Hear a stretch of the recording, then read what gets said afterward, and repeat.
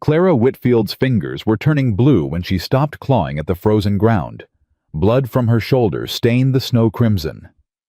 The stagecoach had vanished into the blizzard an hour ago, and she'd stopped screaming for help 30 minutes after that. 28 years old, and she was going to die alone in Wyoming territory, 3,000 miles from anyone who'd ever loved her. Then she heard hoofbeats. If you want to see how Clara's story ends, subscribe to my channel, follow her journey to the very last word, and comment which city you're watching from. Let me see how far this story travels. The stagecoach lurched violently, and Clara Whitfield grabbed the seat with her good hand. Her right arm had been throbbing since yesterday's accident at the relay station when a spooked horse had knocked her against the stable wall. She'd heard something crack. She'd felt something shift wrong beneath her skin. But she hadn't said a word to anyone, because stopping meant spending money she didn't have. "Copper Springs ahead!" the driver hollered through the howling wind. "Last stop before the mountains close for winter." Clara pressed her face to the frost-covered window. Through the swirling snow, she could barely make out the shapes of buildings. Her uncle's letter was tucked inside her dress, against her heart, worn soft from months of reading and rereading. "Come west, Clara. I've got a bookshop that needs a steady hand. You're the only family I have left, and I'm getting old. The shop will be yours someday." Uncle Thomas, her mother's brother, the only person in the world who shared her blood. The stage shuddered to a stop, and the door swung open. Cold air hit Clara like a fist.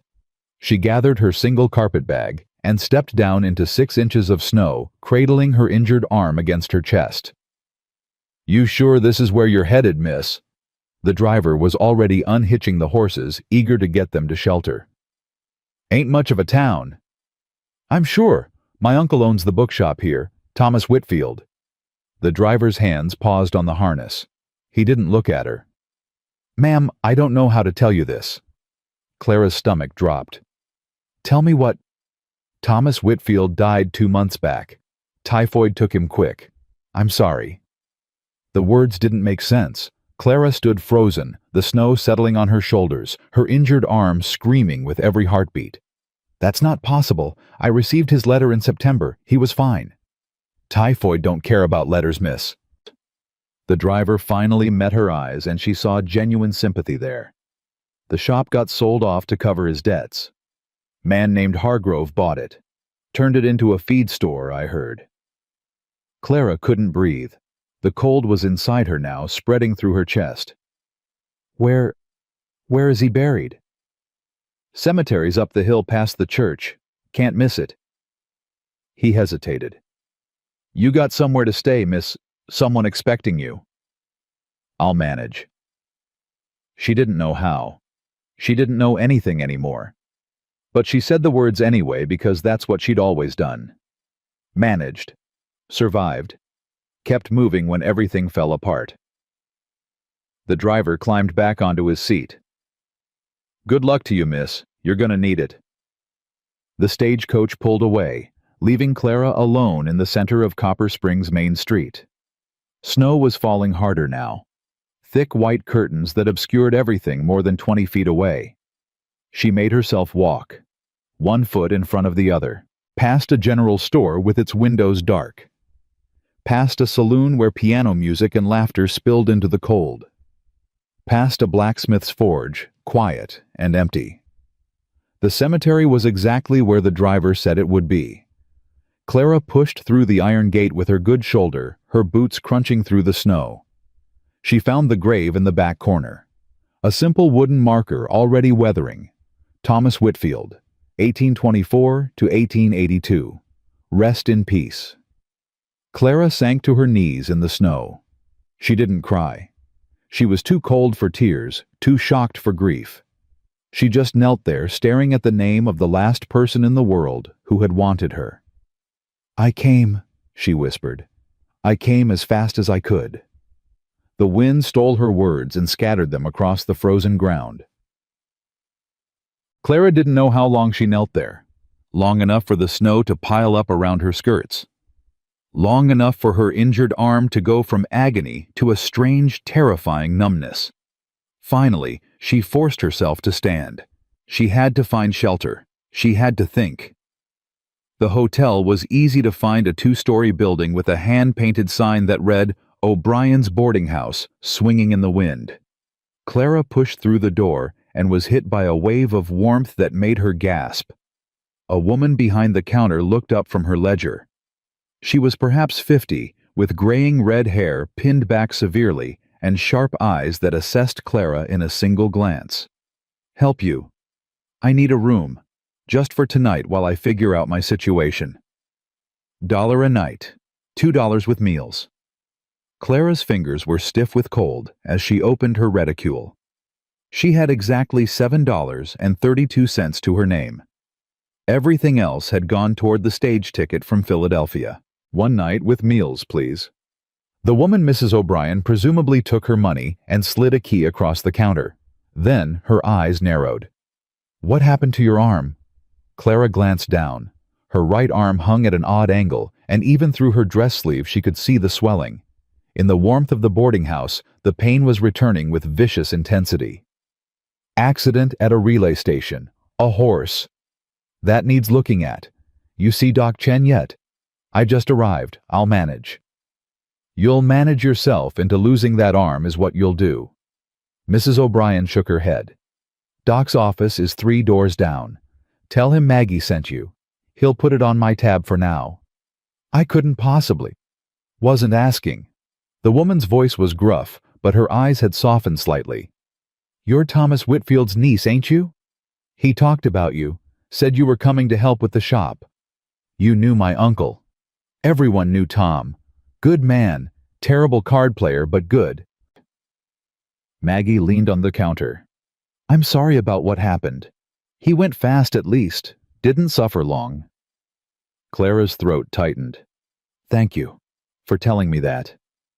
Now go see Doc Chen before you collapse in my lobby. Room's upstairs, second door on the left. I'll have someone bring up hot water and a meal." The doctor's office was small but clean, with a wood stove burning in the corner that made Clara nearly weep with relief. Her bones had felt frozen solid since stepping off the stage. The man who emerged from the back room was not what she'd expected. He was Chinese, perhaps 40 years old, with kind eyes behind wire-rimmed spectacles and hands that moved with practiced precision. "I'm Dr. Chen. Maggie sent word you were coming." He pulled a chair close to the stove. "Sit, please. Let me see the arm." Clara obeyed, too exhausted to protest. Dr. Chen's examination was gentle but thorough. When he manipulated her elbow, she couldn't stop the cry of pain that escaped her lips. "Dislocated," he said quietly. "The joint slipped out of place and has been sitting wrong for at least a day. Yes, since yesterday afternoon. The longer it stays wrong, the harder it becomes to fix." He met her eyes. "I need to put it back in place. It will hurt considerably, but if I don't, you may lose the use of the arm." Clara swallowed. "Do what you have to do. I'll give you something for the pain first. Laudanum. It will make you drowsy, but it will help." He measured out a dose and watched while she drank it.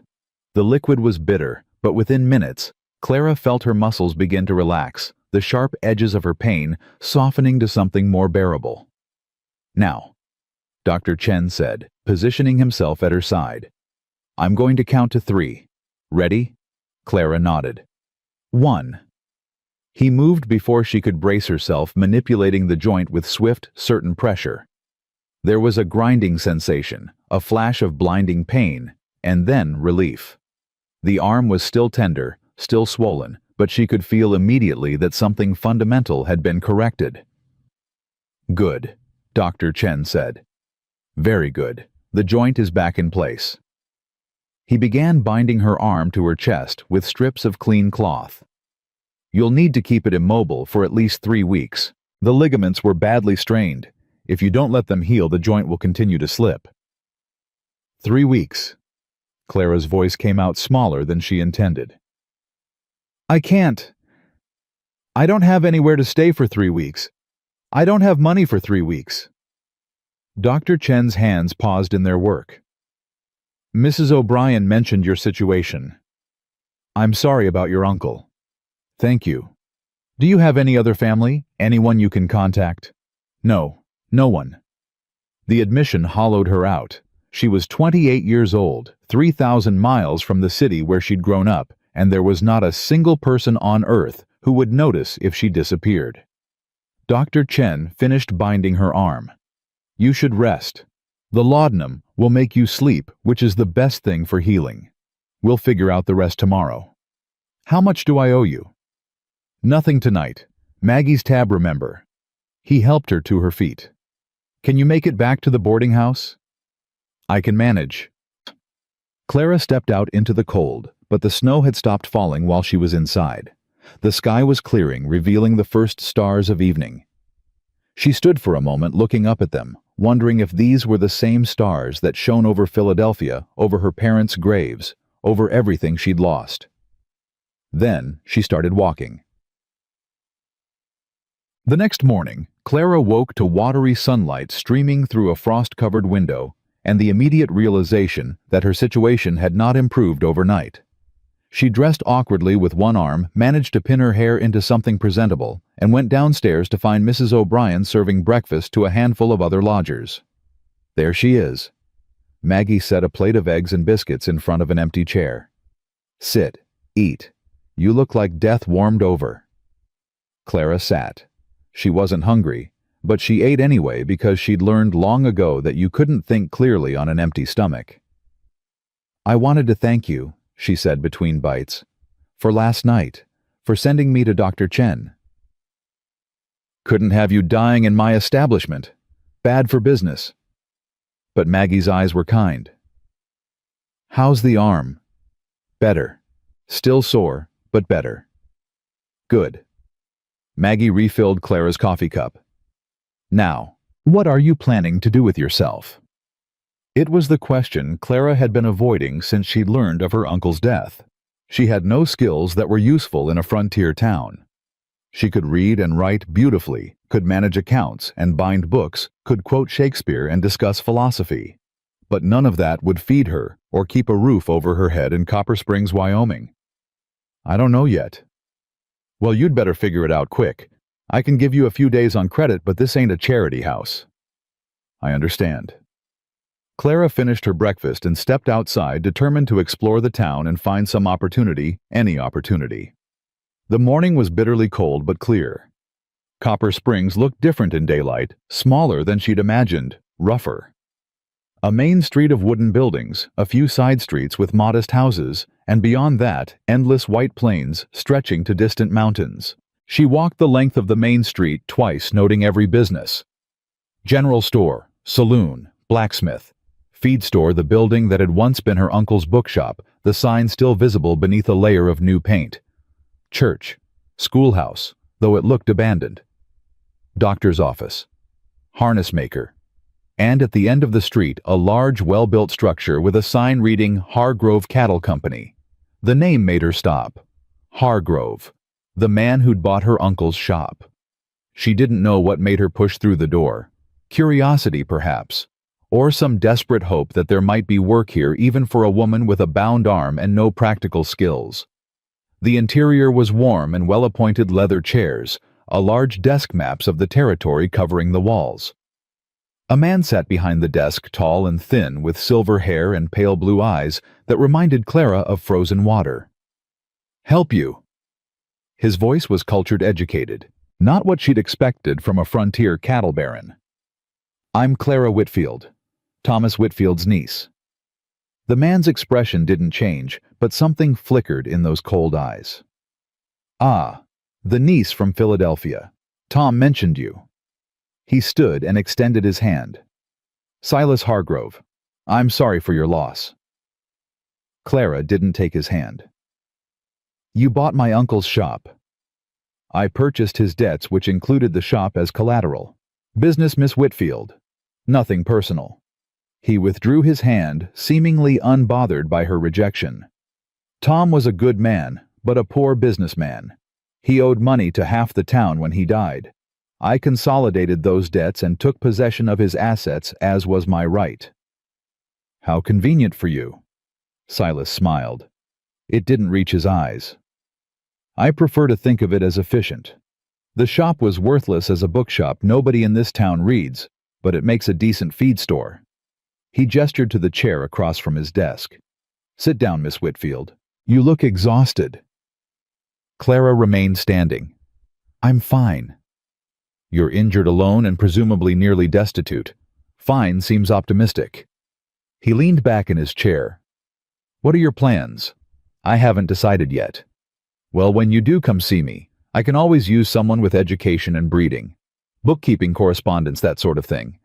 The pay is fair and the work is clean." "I'll keep that in mind." Clara turned to leave, but Silas's voice stopped her. "Miss Whitfield, a word of advice free of charge." He was still smiling that cold smile. "Be careful who you associate with in this town. Not everyone is what they seem. Some people here are undesirable. It would be a shame for a respectable woman like yourself to damage her reputation through poor choices." Clara didn't ask what he meant. She didn't want to know. She simply nodded and walked out into the cold. The rest of the day passed in a blur of dead ends. The general store wasn't hiring, the saloon wanted entertainment, and the owner's leer made Clara's skin crawl. The blacksmith had no use for a woman, especially one with an injured arm. Every door she knocked on, every person she approached, gave her the same answer: no work, no opportunities, no hope. By afternoon, Clara was exhausted, frozen, and dangerously close to despair. She found herself standing outside the church, staring up at the simple wooden cross on its steeple, wondering if God had any interest in her prayers. "You look lost." The voice came from behind her. Clara turned to find a woman perhaps 10 years older than herself, wrapped in a heavy shawl, carrying a basket of what looked like medical supplies. "I'm looking for work," Clara said. "Any work." "Aren't we all?" The woman smiled, and it transformed her tired face into something warm. "I'm Hannah Lee. I help Doc Chen at his office." "Clara Whitfield." "Tom's niece, I know. Whole town's been talking." Hannah shifted her basket. "Word of advice, don't take anything Silas Hargrove offers you. The man's poison wrapped in silk." "I gathered as much." "Smart girl." Hannah studied her for a moment. "The arm's bothering you. I can see it in your face." "It's healing." "It needs rest, not a day of walking around in the cold." Hannah made a decision. "Come with me. Doc Chen's office is warm and I've got tea. You can sit for a spell while I organize his supplies, and maybe we can figure out what to do with you." Clara hesitated. She'd learned to be wary of kindness. It usually came with conditions. But Hannah's face was open, her offer seemed genuine, and Clara was cold down to her bones. "Thank you. I'd appreciate that." Dr. Chen's office was indeed warm, and the tea Hannah brewed was strong and sweet. Clara sat by the stove, feeling the heat slowly penetrate her frozen limbs, while Hannah moved around the small space organizing bottles and bandages. "So," Hannah said without looking up from her work, "what skills do you have?" "I was a bookbinder in Philadelphia. I can read, write, and keep accounts. I can cook adequately and maintain a household." Clara laughed bitterly. "None of which seem to be in demand here." "You'd be surprised. Most folks in town can barely write their own names." Hannah placed a bottle on a shelf. "The school's been closed for 2 years. Teacher ran off with a traveling salesman and nobody's replaced her." "I noticed the building looked abandoned." "Town can't afford a proper teacher. Hargrove controls most of the money, and he doesn't see the point in educating what he calls sheep." Hannah's voice was flat with old anger. "The man owns half the town and wants to own the other half." "He offered me work." Hannah turned to face her. "Don't take it. Whatever he's offering, it'll cost you more than it's worth." "I don't have many options." "There's always options. Some are just harder than others." Hannah leaned against the counter. "Listen, there's a man who ranches outside of town. Eli Dawson. He's looking for someone to teach his nephew boys bright as anything, but never had proper schooling. It wouldn't be much room board and a small wage, but it would keep you fed and sheltered while you figure things out. Why doesn't this Eli Dawson come to town himself to find a teacher? Hannah's expression became careful. Eli's not welcome in town, not by everyone. Why not? Because he's not white. The words hung in the air between them. Clara understood immediately. She'd seen the segregation in Philadelphia, the invisible lines that divided people based on the color of their skin. She'd witnessed the hatred and the violence that lurked beneath polite society's surface. I see. Do you... Hannah's eyes were sharp. Because if you go out there, you'll be associating with him, working for him, living under his roof. Some folks in town won't take kindly to that. Some folks in town won't give me work because I'm a woman with no husband and no connections. I'm already unacceptable by their standards. Hannah smiled slowly. I think I like you, Clara Whitfield. How do I get to this Eli Dawson's ranch? You don't. Not in your condition and not in this weather. But Eli comes to town every Thursday to trade for supplies. That's tomorrow. I can introduce you if you're willing. Tomorrow. Clara could manage one more day. She still had enough money for one more night at the boarding house. I'm willing. That evening, Clara returned to O'Brien's boarding house to find Maggie waiting for her with a troubled expression. You've got a visitor, Maggie said quietly. In the parlor. I tried to turn him away, but he insisted. Who? Silas Hargrove. Clara's stomach tightened. What does he want? Didn't say. But Clara... Maggie lowered her voice. Be careful. That man doesn't do anything without a reason, and his reasons are rarely good. Clara squared her shoulders and walked into the small parlor. Silas stood by the window looking out at the snow-covered street. He turned when she entered, and his smile was the same as before, polished and cold. Miss Whitfield, thank you for seeing me. I wasn't aware I had a choice. There's always a choice. Some are simply wiser than others. He gestured to a chair. Please, sit. I prefer to stand. What do you want, Mr. Hargrove? Direct. I appreciate that. He clasped his hands behind his back. I've done some asking around about you today. Your uncle's niece, yes, but more than that. Educated. Trained in bookkeeping and business management. A woman of quality stranded in a town that has no use for quality. Get to the point. I'm offering you a position. Not as a clerk or a bookkeeper, that was my initial thought, but I've reconsidered. I need someone to manage my household. I'm a widower, Miss Whitfield.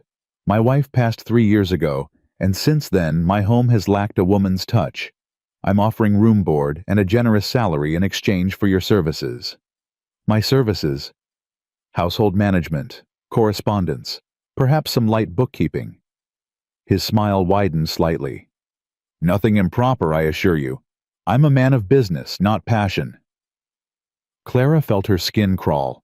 There was something beneath his words, something she couldn't quite name, but instinctively distrusted. I'll consider your offer. Don't consider too long. I'm a patient man, but winter is not. In a few weeks the passes will close, and you'll be trapped here until spring with no money and no prospects. He moved toward the door, then paused. One more thing. I've heard you've been asking about work around town. I'd advise you to stop. People talk, and a woman asking too many questions attracts the wrong kind of attention. Is that a threat, Mr. Hargrove? It's advice. Take it or leave it. He tipped his hat. Good evening, Miss Whitfield. After he'd gone, Clara stood in the empty parlor, her heart pounding. Something was very wrong in this town. She could feel it like a current running beneath the surface tensions, divisions, secrets. And Silas Hargrove was at the center of it. Tomorrow, she would meet this Eli Dawson. Tomorrow, she would find another option, any option that didn't involve putting herself under Hargrove's power. But tonight she would sleep. Her arm was aching and her body was exhausted, and whatever came next, she would need her strength. Clara climbed the stairs to her small room, locked the door behind her, and lay down on the narrow bed. Through the window she could see the stars again, cold and distant above the frozen landscape. She was alone. She was injured. She was running out of money and options. But she was still alive, and she was still fighting, and tomorrow was another day.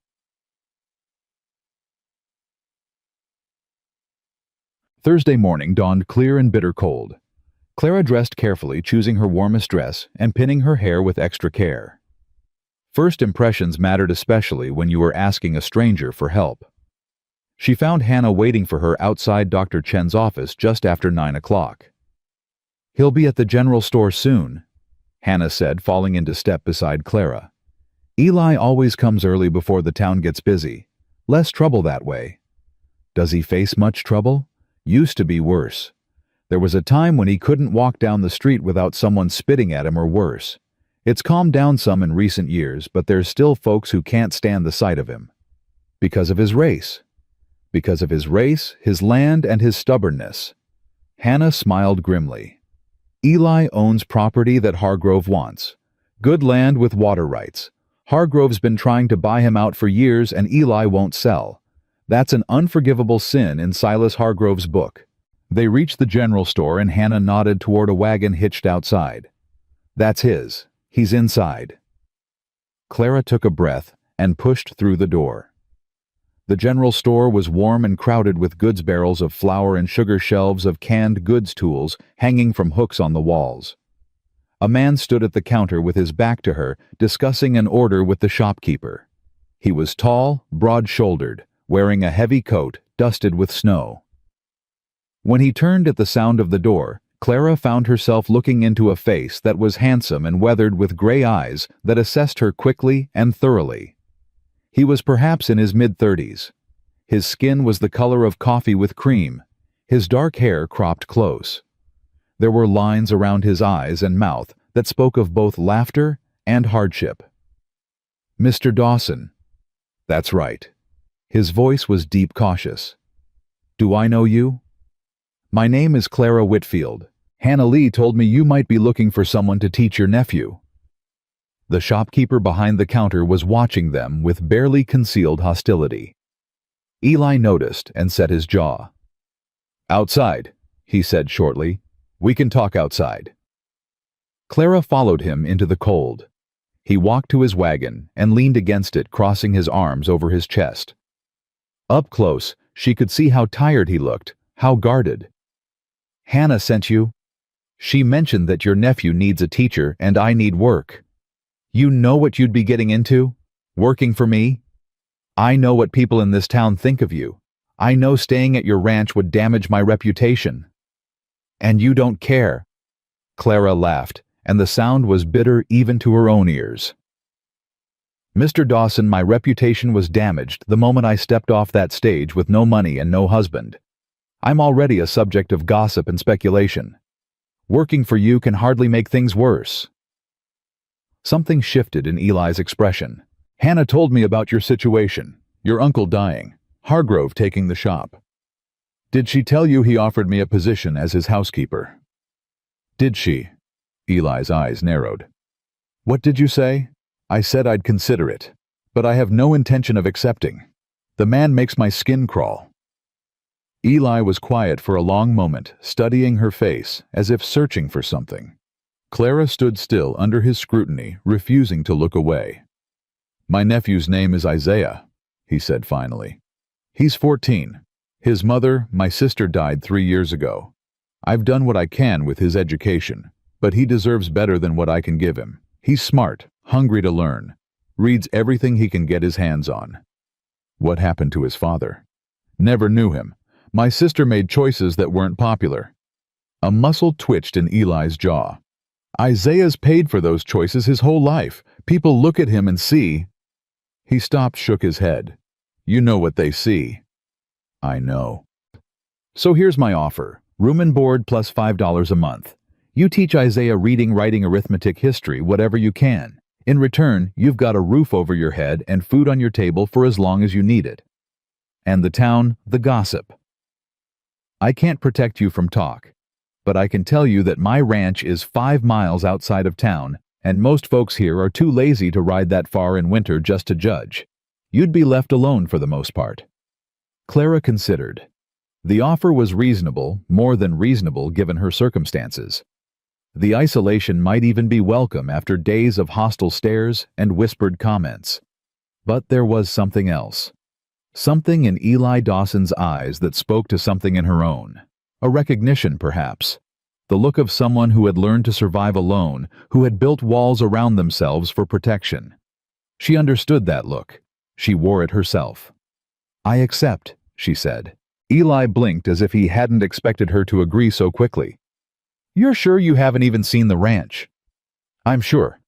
Clara extended her good hand. "When do I start?" Eli looked at her hand for a moment. Then slowly he took it. His grip was firm but careful, mindful of her injured arm. "Now, if you're ready, get your things from the boarding house. I'll wait here." Tick. An hour later, Clara was sitting in Eli Dawson's wagon, her single carpet bag at her feet, watching Copper Springs recede into the distance. The road was rough, the wagon jolted constantly, but Eli drove carefully, avoiding the worst of the ruts. Neither of them spoke for the first mile. The silence wasn't uncomfortable, just heavy with the weight of two strangers trying to figure each other out. Finally, Eli glanced at her. "That arm giving you trouble?" "It's manageable. Doc Chen's good. Best doctor I've ever known. If he says it'll heal, it'll heal." "You trust him?" "With my life." Eli's voice was quiet. "Sam and I, we understand each other. Both of us know what it's like to be outside." Clara nodded. She was beginning to understand that too. They rode in silence for another mile before Eli spoke again. "Isaiah's going to have questions. About you, about why you're here. He's not used to strangers." "What should I tell him?" "The truth. He respects honesty." Eli's hands tightened on the reins. "He's been hurt by people who weren't honest with him. I won't have that happen again." "I understand." The road crested a small hill, and suddenly Clara could see the ranch spread out below them, a modest house, a large barn, several smaller outbuildings, and countless sheep dotting the snow-covered pastures. "Sheep," she said, surprised. "I expected cattle." "Cattle are easier to raise, but harder to keep. Sheep are smarter than people think, and their wool keeps bringing money even in bad years." Eli guided the wagon down the hill. "Also, running sheep instead of cattle is one more thing that sets me apart from men like Hargrove. He's cattle through and through. Considers sheep beneath him. And that bothers him. Everything about me bothers him." Eli's voice was flat. "I'm the wrong color. I own land he wants and I refuse to sell. In Silas Hargrove's world, that makes me an enemy." The wagon pulled up in front of the house, and before Eli could help Clara down, the front door burst open and a boy came running out. He was tall for 14, with his uncle's gray eyes and his mother's lighter skin. His face was open and eager, and he skidded to a stop in front of the wagon, staring at Clara with undisguised curiosity. "Uncle Eli." "You brought someone?" "Isaiah, this is Miss Whitfield. She's going to be staying with us for a while, teaching you your lessons." Isaiah's eyes went wide. "A real teacher. For me?" "For you." Eli climbed down from the wagon and began unhitching the horses. "Help Miss Whitfield inside. Carefully, she's got an injured arm." Isaiah immediately offered Clara his hand, his face serious with responsibility. "I'll be real careful, ma'am. I promise." Clara let him help her down, touched by his earnestness. "Thank you, Isaiah." "You're welcome, ma'am." He picked up her carpet bag before she could reach for it. "Uncle Eli says you're from Philadelphia. I read about Philadelphia in a book once. Is it really as big as they say?" "Bigger, probably." "Wow." Isaiah led her toward the house, talking all the while. "I've never been anywhere except here, and Copper Springs. Uncle Eli says maybe someday we can go to San Francisco, but I don't know. He's real busy with the sheep." The inside of the house was modest, but clean. A main room with a stone fireplace, a kitchen, a small hallway leading to bedrooms. Books were stacked on every available surface, and Clara felt something warm kindle in her chest at the sight. "You have quite a collection," she said. "Uncle Eli buys them whenever he can, from travelers, from mail order, from anywhere."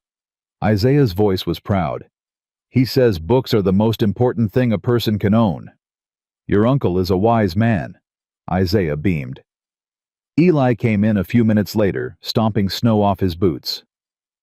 "Isaiah, show Miss Whitfield to the spare room. Make sure there's enough wood for the stove." "Yes, sir." The boy bounded off down the hallway, and Clara found herself alone with Eli in the warm, book-filled room. "He's wonderful," she said quietly. "Your nephew. He's the best thing in my life." Eli's face softened when he spoke of the boy. "Whatever else happens, I want him to have chances I never had. Education, options, a future that isn't limited by the color of his skin. I'll do my best for him. I promise you that." Eli met her eyes, and for a moment his guard dropped. She saw the exhaustion there, the loneliness, the fierce love for his nephew that drove everything he did. "Thank you," he said, "for coming, for taking a chance. Thank you for offering one." They stood there in the firelight, two strangers bound together by circumstance and need not knowing yet what they would become to each other. But something had begun. In the frozen heart of Wyoming territory, in a house full of books and hope, something new was taking root. And neither of them would ever be the same. The first week at Eli's ranch passed in a blur of adjustment and discovery. Clara learned the rhythms of the household breakfast at dawn before Eli headed out to tend the sheep lessons with Isaiah through the morning. A simple lunch, more lessons in the afternoon, and supper together as the winter darkness fell early and complete. Isaiah was everything Eli had promised and more. The boy devoured knowledge like a starving man at a feast, asking questions faster than Clara could answer them, reading late into the night by candlelight until Eli would come and gently take the book from his hands. "You'll ruin your eyes," Eli would say, and Isaiah would protest, and the argument would repeat itself the next night and the night after that. Clara found herself looking forward to these small domestic moments more than she'd expected. After years of living alone in Philadelphia, eating solitary meals in her rented room, the simple pleasure of sharing a table with others felt like a luxury. Her arm was healing well. Dr. Chen had ridden out after the first week to check on her, pronouncing himself satisfied with her progress. The swelling had gone down, and though she still couldn't use the arm fully, she could manage most tasks with care. "Another 2 weeks," Dr. Chen said, rewrapping the binding. "Then we'll see about removing this." "Thank you, doctor." "Sam," he corrected with a smile. "Out here, we don't stand on formality." After he'd gone, Clara found Eli standing by the window watching the doctor's horse disappear down the road. "He's a good man," Clara said. "The best I know." Eli turned from the window. "He saved Isaiah's life when the boy was 8. Fever that should have killed him. Sam stayed 3 days and nights, wouldn't leave until the fever broke. That's why you trust him. That's why I'd die for him." Eli's voice was matter-of-fact, stating a simple truth. There aren't many people in this world worth dying for. Sam's one of them. Clara wondered, not for the first time, what kind of life had shaped this man. What sorrows had carved those lines around his eyes? What joys had taught him to smile so rarely, but so genuinely when he did? She was beginning to understand that Eli Dawson was far more complex than he first appeared. The quiet rancher who spoke little and worked hard was also a man who read philosophy by firelight, who had taught himself Latin from a battered textbook, who could quote Shakespeare with the same ease he discussed sheep breeding. "Where did you learn so much?" she asked him one evening after Isaiah had gone to bed. They were sitting by the fire a comfortable distance apart, each with a book in hand. "You're more educated than most professors I met in Philadelphia." Eli was quiet for a moment. "My mother taught me. She believed education was the one thing no one could take from you. No matter what else they stripped away your dignity, your rights, your place in society, they couldn't reach inside your head and steal what you'd learned. She sounds remarkable. She was. Eli's voice softened. She was born a slave in Virginia, escaped north when she was 16, taught herself to read from stolen newspapers and discarded books.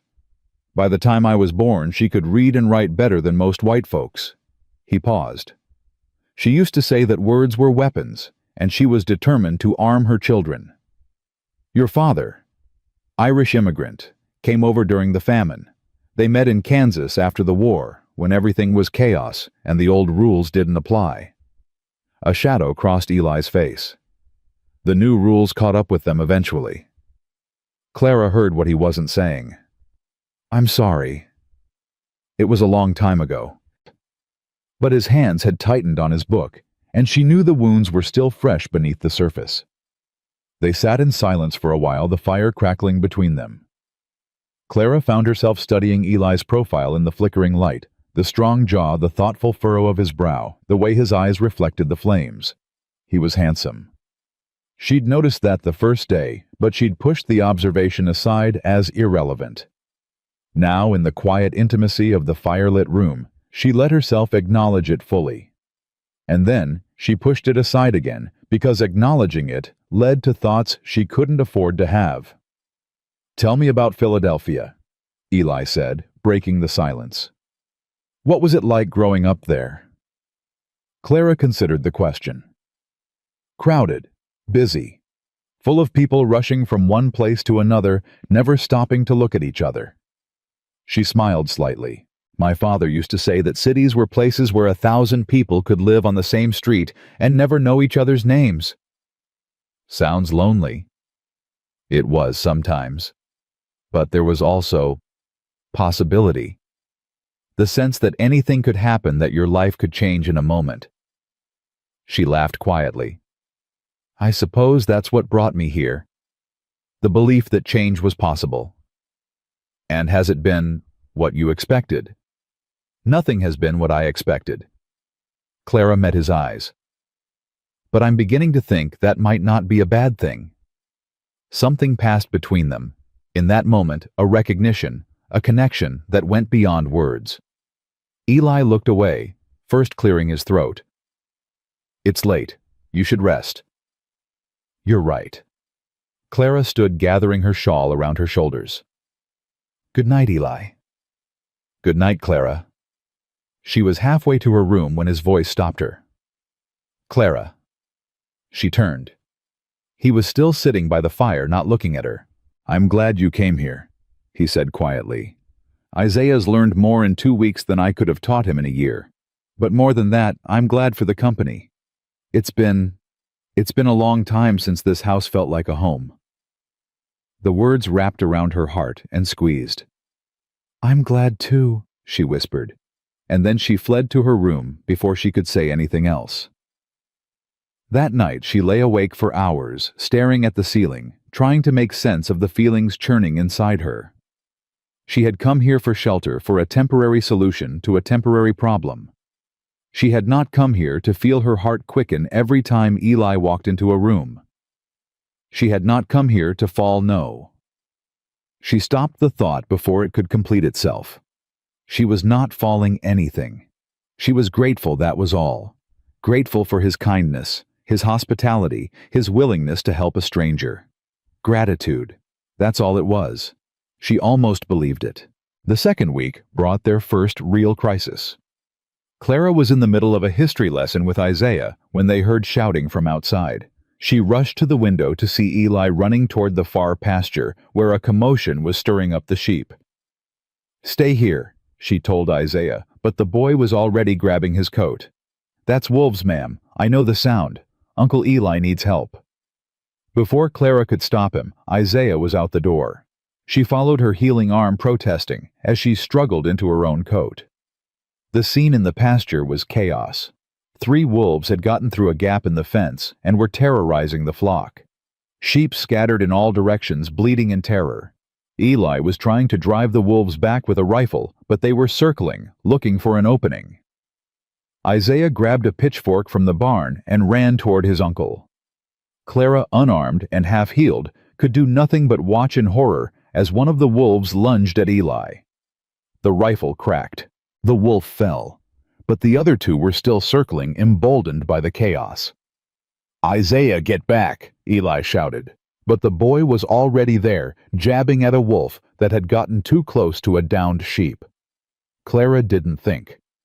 She ran to the barn, found a length of rope, and did the only thing she could think of. She started making noise.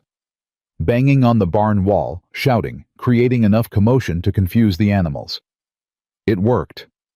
The wolves, startled by the new threat, hesitated just long enough for Eli to get off 2 more shots. One wolf fell. The other fled into the woods, disappearing into the snow-covered trees. Silence fell over the pasture, broken only by the panicked bleating of the sheep. Eli stood for a moment, breathing hard, then turned to look at Clara.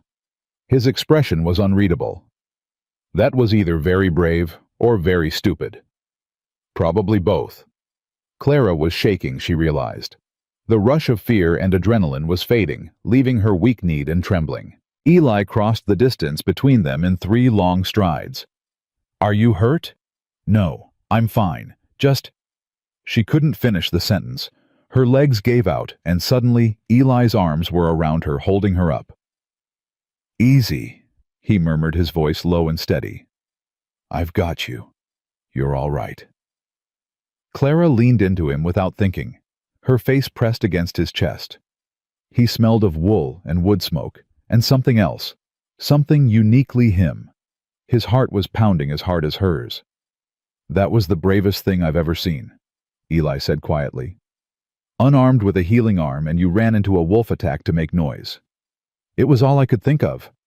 It worked. His arms tightened around her briefly, then released. He stepped back, his expression carefully neutral. "Thank you. You may have saved Isaiah's life."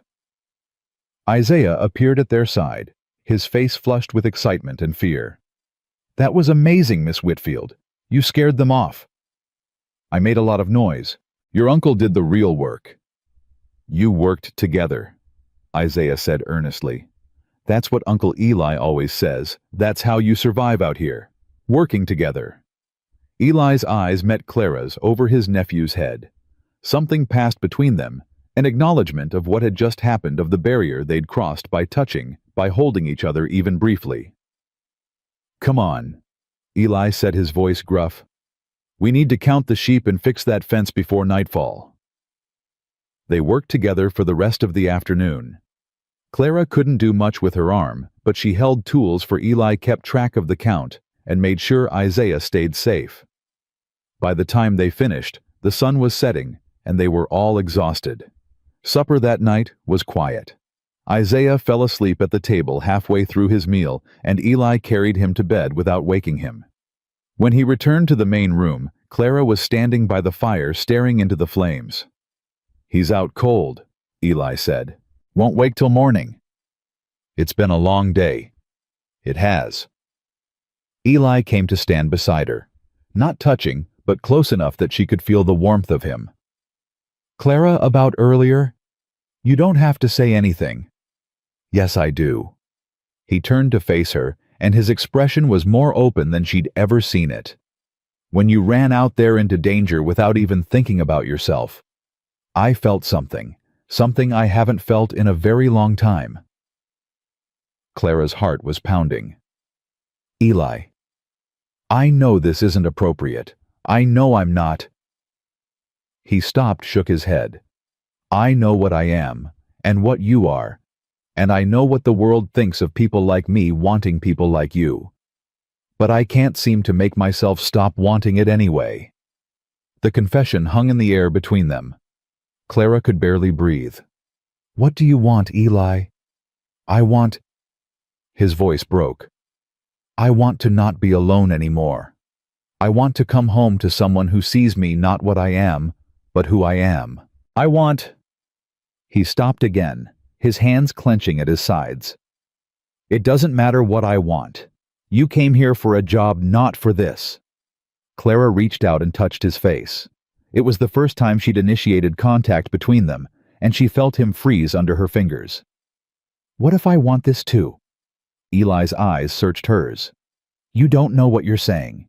You don't know what it would cost you." "I know exactly what I'm saying. And I know exactly what it would cost." Clara's voice was steady, even though her heart was racing. "I've lost everything, Eli. My parents, my home, my uncle, my future. I came here with nothing, expecting nothing. And then I found you, this house, Isaiah, this life. And for the first time in years I feel like I belong somewhere. People will talk. They'll say things about you that you can't unhear. Let them talk. Hargrove will use it against both of us. Hargrove can go to hell." A sound escaped Eli, something between a laugh and a sob. "You're the most stubborn woman I've ever met." "I've been told that before." Clara stepped closer. "I'm not asking you to marry me, Eli. I'm not asking for promises or declarations.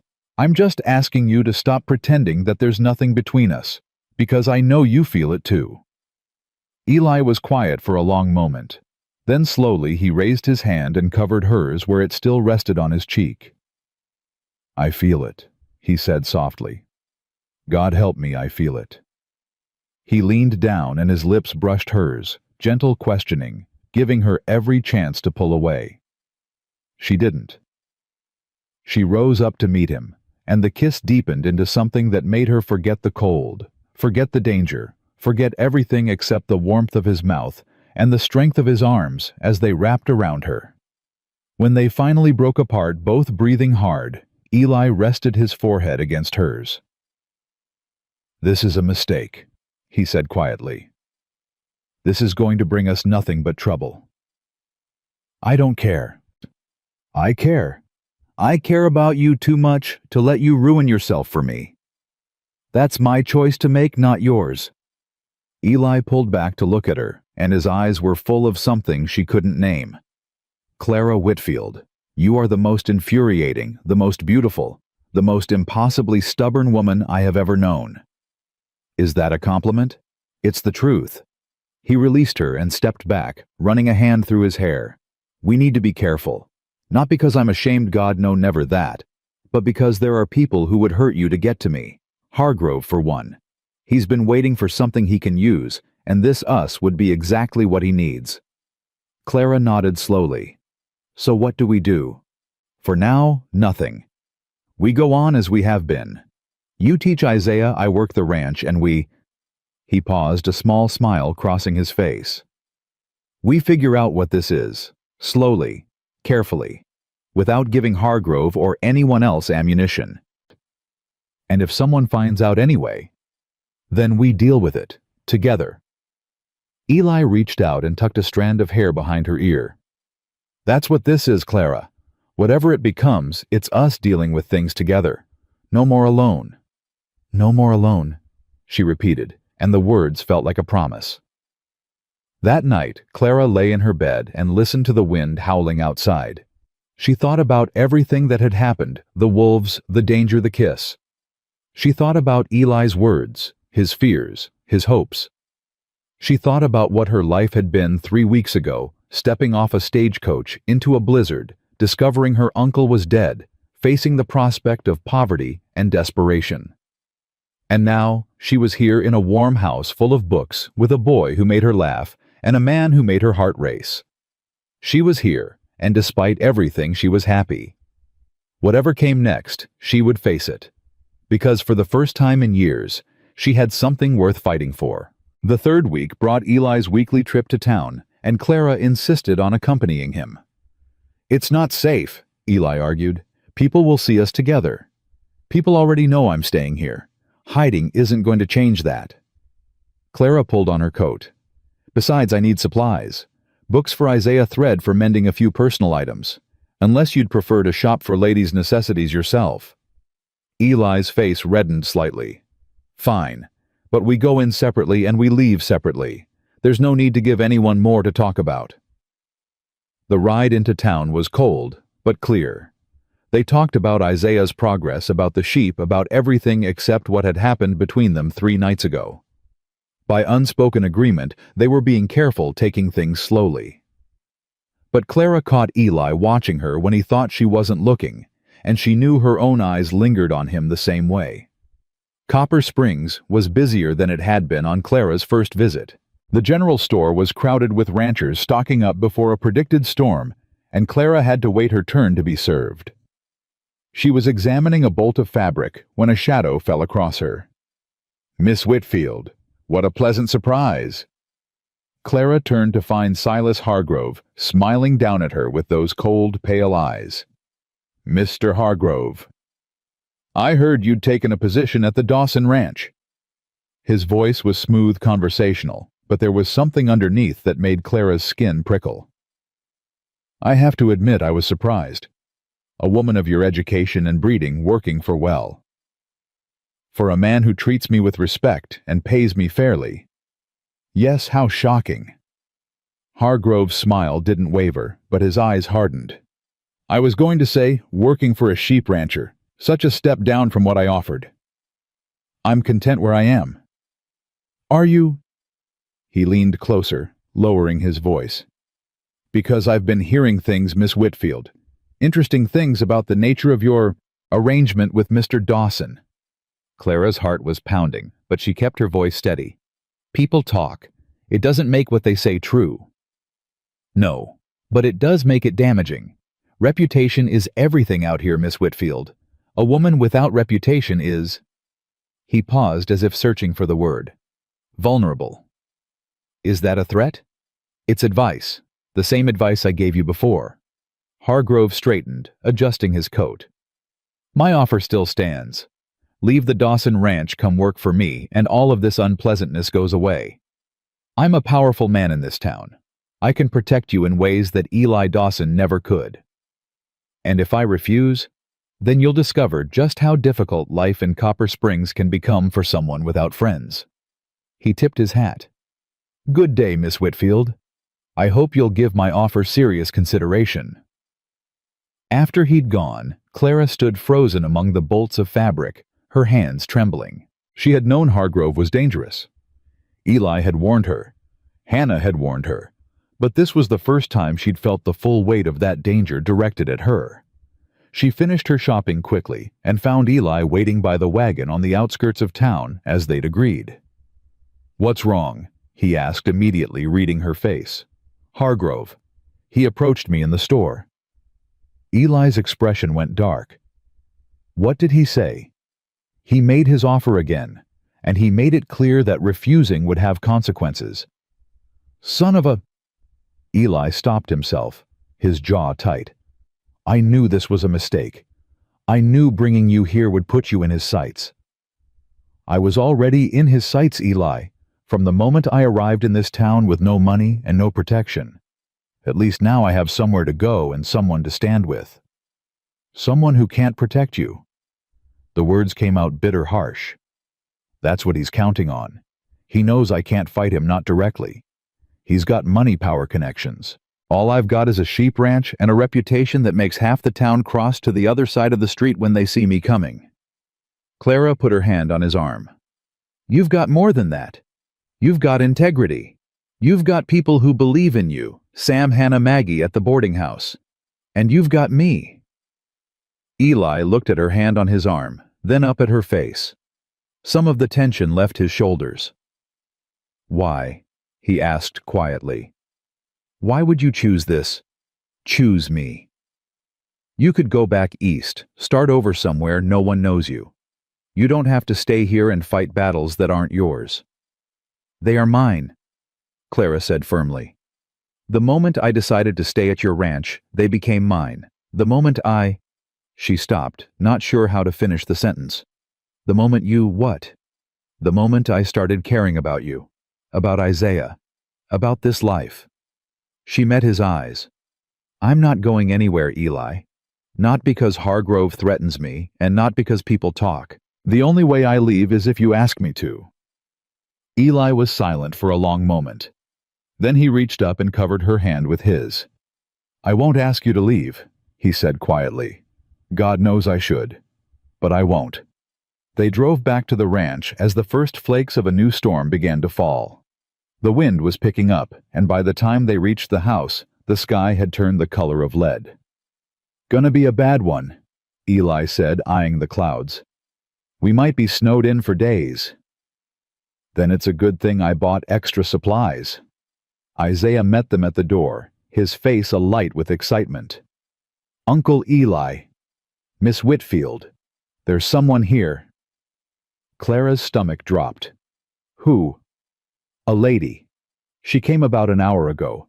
Said she was looking for shelter from the storm." Eli and Clara exchanged a look. Visitors at the ranch were rare, and visitors seeking shelter from a storm that had only just begun were rarer still. They found the visitor sitting by the fire wrapped in a heavy traveling cloak. When she turned at their entrance, Clara recognized her immediately. Hannah Lee. "Hannah?" Clara hurried to her side. "What are you doing here? Is everything all right?" Hannah's face was pale and drawn. "No," she said quietly. "Everything is very much not all right." She looked at Eli. "I came to warn you. Hargrove knows." Eli went still. "Knows what?" "About your parents. About the land deed." Hannah's voice was barely above a whisper. "He's found a way to take your ranch, Eli, and he's going to do it legally." The fire crackled in the silence that followed. Outside the wind howled, and the snow began to fall in earnest. And Clara understood with a cold certainty that everything was about to change. Hannah's words hung in the air like smoke from a dying fire.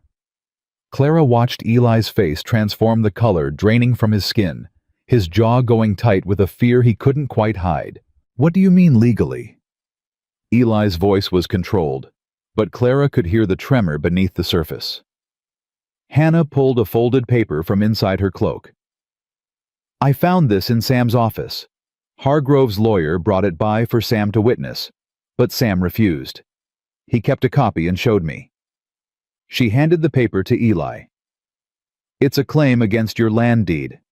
Hargrove says your father never had legal right to purchase this property because he was black." Eli finished the sentence flatly. He didn't look at the paper. "The territorial laws in '68, I know about them." "Eli, what is she talking about?" Clara stepped closer, her heart pounding. "When my parents bought this land, there were laws restricting property ownership for people of color. My father used my mother's name on the deed because she was white, Irish immigrant legally able to own property." Eli's voice was hollow. "It was the only way. Everyone did it back then." "But that was 14 years ago," Clara said. "Surely those laws have changed?" "They have, but Hargrove's found a loophole." Hannah pointed to a section of the document. "He's claiming the original deed was fraudulent because your mother signed under false pretenses that she wasn't really the head of household, that your father was the actual purchaser using her as a front. If he can prove fraud, the deed becomes void and the land reverts to territorial control. Which means Hargrove can buy it for pennies at a government auction," Eli finished. "He's been planning this, for years probably." Clara took the paper from his hands and read it quickly. The legal language was dense, but the intent was clear. Silas Hargrove was going to steal Eli's land, using the very laws that had been designed to oppress people like him. "Can he do this?" she asked. "Is there any way to fight it?" "With what?" Eli laughed bitterly. "I'd need a lawyer, and there isn't a lawyer within 100 miles who'd take my case against Hargrove. The man owns this territory. There has to be something." Clara's mind was racing. "What about the original paperwork? If we can prove your mother was legitimately the head of household—" "My mother's been dead for 14 years. Any witnesses who could testify to her status are either dead or scattered to the winds." Isaiah appeared in the doorway, his face pale. "Uncle Eli, what's happening? Are we going to lose the ranch?" Eli crossed to his nephew and put his hands on the boy's shoulders. "I don't know yet, but whatever happens, we'll face it together. You understand?" Isaiah nodded, but his eyes were bright with unshed tears. Clara watched them, this man and this boy, who had lost so much already, who had built something beautiful out of nothing, and who now faced losing it all because of one man's greed and an unjust system. Something hardened inside her. She had spent her whole life being pushed around by circumstances, by loss, by forces beyond her control. She had come west looking for a new beginning, and instead she had found something worth fighting for. "Eli," she said, her voice steady. "Where are your mother's papers? Letters, documents, anything she might have saved." "There's a box. In the barn in the loft. I couldn't bear to keep them in the house after she died." "I need to see them. All of them." Eli looked at her with something like hope and something like fear. "Clara, what are you thinking?" "I'm thinking that Hargrove isn't the only one who knows how to use paperwork as a weapon." The storm raged for 3 days. Wind howled around the house, snow piled up to the windowsills, and the world beyond the ranch disappeared into a wall of white. But inside, Clara worked. Eli had brought the box down from the barn before the storm hit full force. It was old, battered, filled with a lifetime of memories, letters, photographs, legal documents, personal papers. Clara spread everything across the kitchen table and began to sort. "What exactly are you looking for?" Eli asked on the first night watching her work. "I don't know yet, but Hargrove's claim is based on the idea that your mother wasn't really the head of household, that the purchase was fraudulent.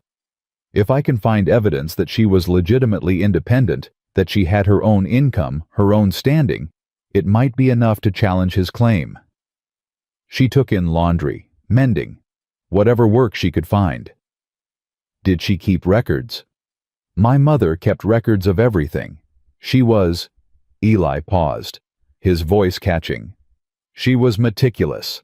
Said a black woman in America couldn't afford to be careless about anything."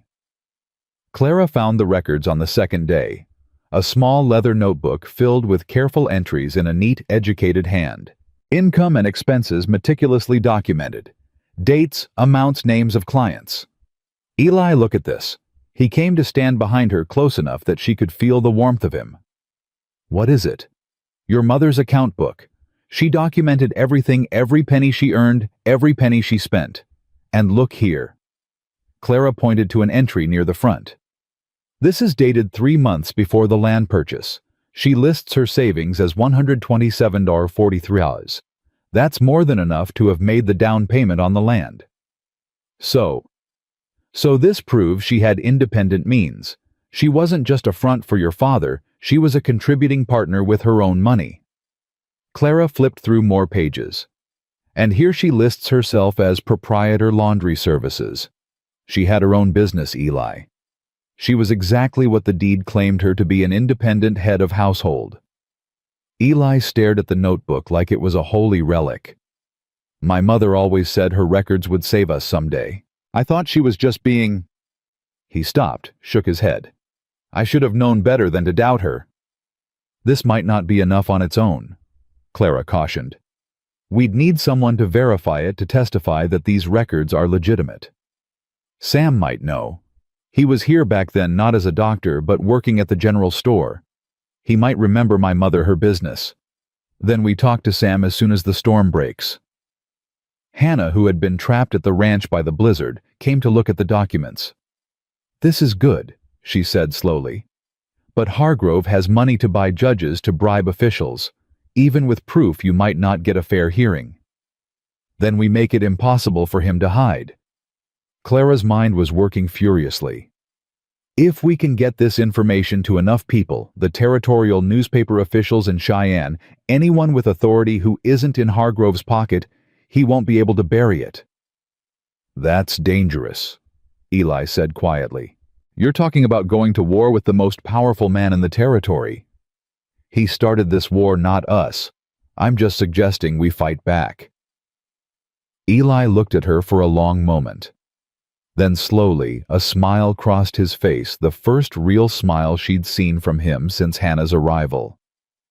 "You're something else, Clara Whitfield. You know that I've been told." On the third night of the storm, with the wind still howling outside and the fire burning low, Clara and Eli sat together in the main room while Isaiah and Hannah slept. The account book lay between them on the small table, a weapon they were learning to wield. "Can I ask you something?" Eli said quietly. "Anything." "Why are you doing this? Fighting this hard for something that isn't yours?" Clara considered the question. "When I was 8 years old, my father took me to see Independence Hall in Philadelphia. He showed me the room where the Declaration of Independence was signed, and he said something I've never forgotten. He said, 'This country was built on a promise that all men are created equal. The promise has been broken 1,000 times, but that doesn't mean we stop fighting for it. That's what being American means, fighting for the promise.'" Eli was silent. "This land is yours," Clara continued. "You and your family built it from nothing worked, it bled for it.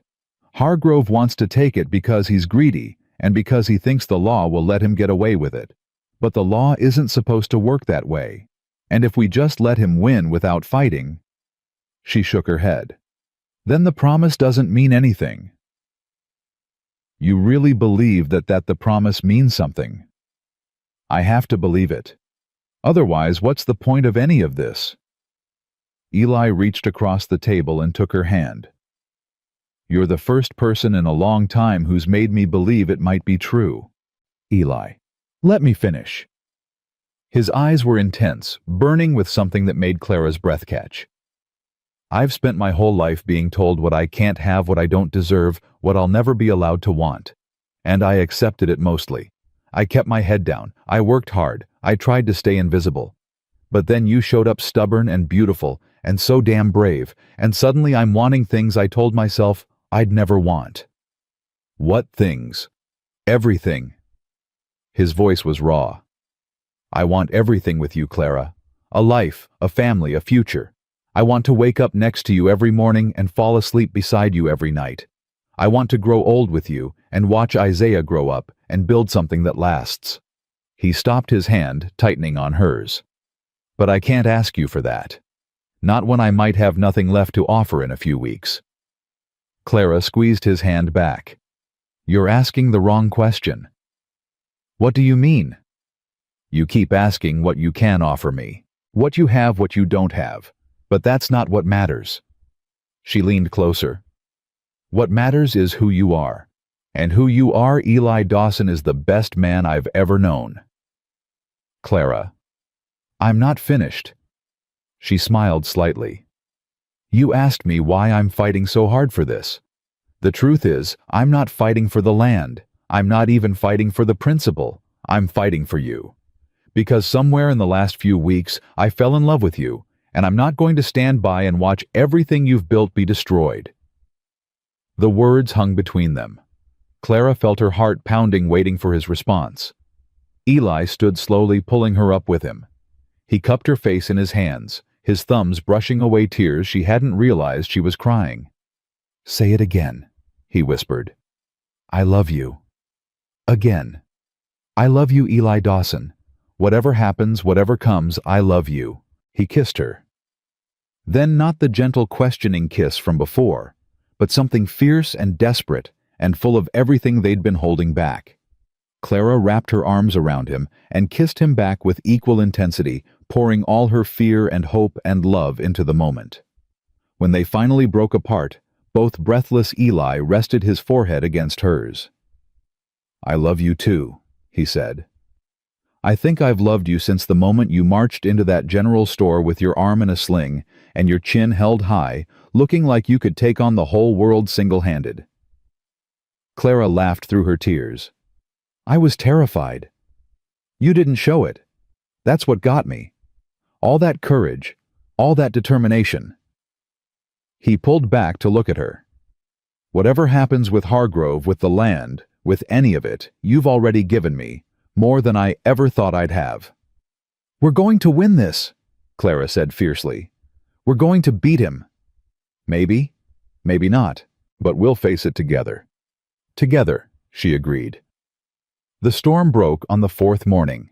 The sky cleared to a brilliant blue, and the world outside was transformed into a glittering white landscape. Eli and Clara stood on the porch looking out at the snow-covered ranch, at the sheep already emerging from their shelters to graze. "I need to ride into town," Eli said. "Talk to Sam, see what he remembers." "I'll come with you." "Clara." "Don't argue. We're in this together, remember?" Hannah appeared behind them, her bag packed. "I need to get back too. Sam will be worried." She hugged Clara tightly. "Be careful, both of you. Hargrove isn't going to take kindly to being challenged." "Let him come," Clara said. "We'll be ready." The ride into town was slow going through the deep snow, but they made it by midday. Sam Chen met them at his office door, his face grave. "I've been expecting you," he said. "Come in. There's something you need to know." Inside, Sam poured them both tea and sat down heavily. "Hargrove's been busy while you were snowed in. He's filed his claim with the Territorial Office. They're sending an official from Cheyenne to investigate." "When?" Eli asked. 3 weeks, maybe less depending on the weather." Clara pulled out the account book. "We found this, Eli's mother's records. They prove she had independent means when they purchased the land." Sam examined the book carefully, his expression changing as he read. This is remarkable. Mary was always meticulous, but this..." He looked up at Eli. "This might actually work." "Do you remember her?" "From back then." "I remember her well. She was a regular customer at the store where I worked. Sharp as a tack, proud, never let anyone shortchange her." Sam's voice softened with memory. "She used to bring you in sometimes, Eli. You were just a little boy. She'd always buy you a peppermint stick if she'd had a good week." Eli's eyes were bright. "I remember. I could testify to her character, to her business dealings. It won't be easy, my word against Hargrove's lawyers, but it's something." Sam closed the book. "We're going to need more, though. More witnesses, more documentation. Something Hargrove can't dismiss or discredit." "What about the original purchase records?" Clara asked. "Would the Territorial Office have copies?" "Possibly. But getting access to them without Hargrove finding out?" Sam shook his head. "That man has eyes everywhere." "Then we need to move fast, before he realizes we're fighting back." They spent the next 2 weeks gathering evidence. Sam reached out to old contacts in Cheyenne. Clara wrote letters to everyone she could think of who might have information, former neighbors, business associates, anyone who might have known Mary Dawson. Eli visited other ranchers in the area, looking for anyone who remembered those early days. Some doors opened, many closed, but slowly, piece by piece, they built their case. Hargrove, meanwhile, was not idle. Word came that he'd been spreading rumors about Eli, old accusations, new lies, anything to damage his reputation before the official investigation.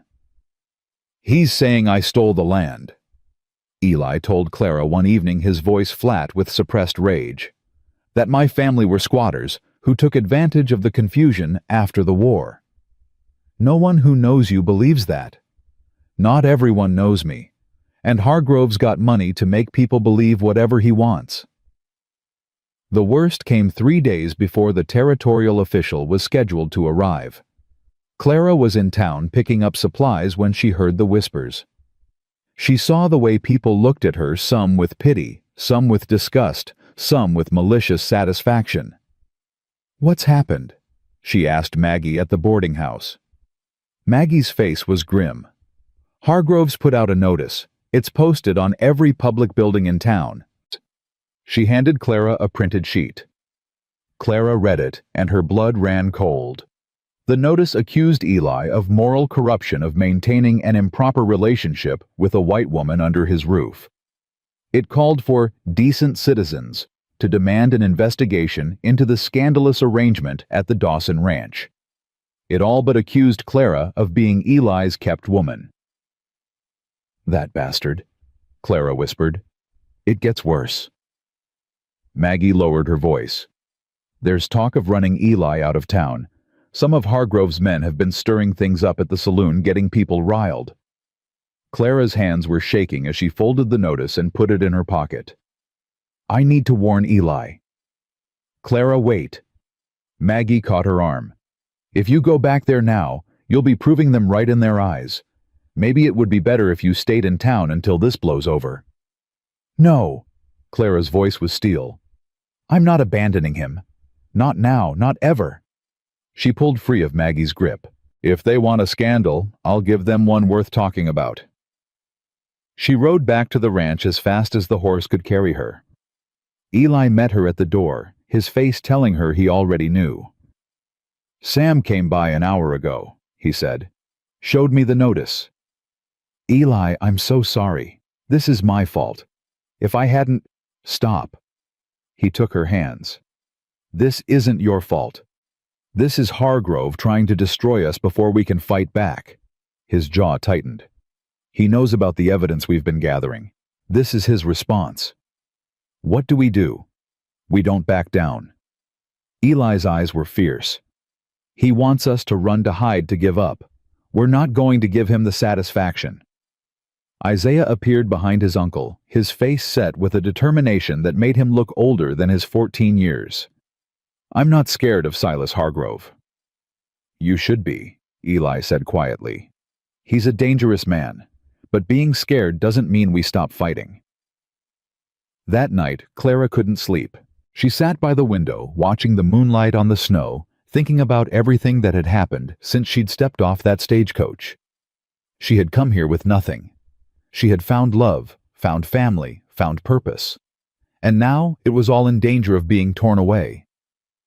But as she sat there in the darkness, something crystallized inside her. She thought about her father's words about the promise of America. She thought about Mary Dawson keeping meticulous records because she knew a black woman couldn't afford to be careless. She thought about Eli, who had built a life in the face of hatred and injustice, who still believed in the possibility of something better. They were all fighting for the same thing, she realized. Not just land or money or reputation. They were fighting for the right to exist, to love, to build something that would last. And Clara Whitfield was not going to let Silas Hargrove take that away. The territorial official arrived 2 days later. His name was Thomas Burke, and he was a small, precise man with spectacles and a manner that gave nothing away. He met with Hargrove. First protocol, he explained, but promised to hear Eli's side as well. The hearing was set for the following morning at the town hall. That night, Clara and Eli stood together on the porch, looking out at the land they might lose. "Whatever happens tomorrow," Eli said, "I want you to know that these last weeks, this time with you, it's been the happiest of my life." Clara leaned into him. "It's not over yet. We're going to fight and we're going to win. And if we don't, then we'll find somewhere else. Build something new. Together." Eli wrapped his arms around her. Together. The word was a promise, and as the stars wheeled overhead and the night grew cold, they held on to each other and waited for the dawn. The town hall was packed when Clara and Eli arrived. Every seat was taken, and people lined the walls 3 deep. Some faces were hostile, some curious, some carefully neutral. Clara spotted Hannah and Sam near the front, their presence a small comfort in the sea of uncertainty. Silas Hargrove sat at a table on the right side of the room, flanked by 2 lawyers in expensive suits. He looked calm, almost amused, like a man watching a game he knew he would win. Thomas Burke, the territorial official, sat at the center table with a stack of documents before him. His expression was unreadable. "Mr. Dawson," Burke said as Eli approached, "you understand the nature of these proceedings." "Yes, sir.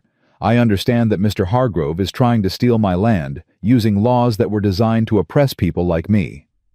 A murmur ran through the crowd. Hargrove's smile tightened slightly. "Let's keep this civil," Burke said.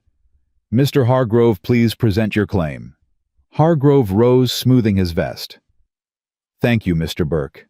The matter is quite simple. The land deed for the Dawson property was filed in 1868 under the name of Mary Dawson. However, our investigation has revealed that Mary Dawson was merely a front for her husband James Dawson, who was legally barred from owning property under territorial law at that time." He produced a stack of papers.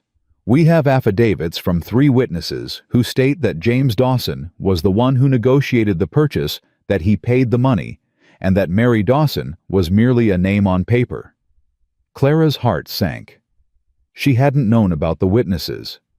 Furthermore, Hargrove continued, the original deed was witnessed by a man named William Carter, who has since admitted that he knew the purchase was fraudulent at the time, but chose to look the other way. He smiled. Mr. Carter is prepared to testify to this fact. Burke examined the papers. These are serious allegations. Mr. Dawson, do you have a response? Eli stood, and Clara could see the tension in his shoulders, the effort it took to keep his voice steady. My mother was not a front for anyone. She was an independent woman who ran her own business and saved her own money. The purchase was hers legally and rightfully. Do you have evidence to support this claim? I do. Eli nodded to Clara, who stood and carried the account book to Burke's table. This is my mother's personal record book.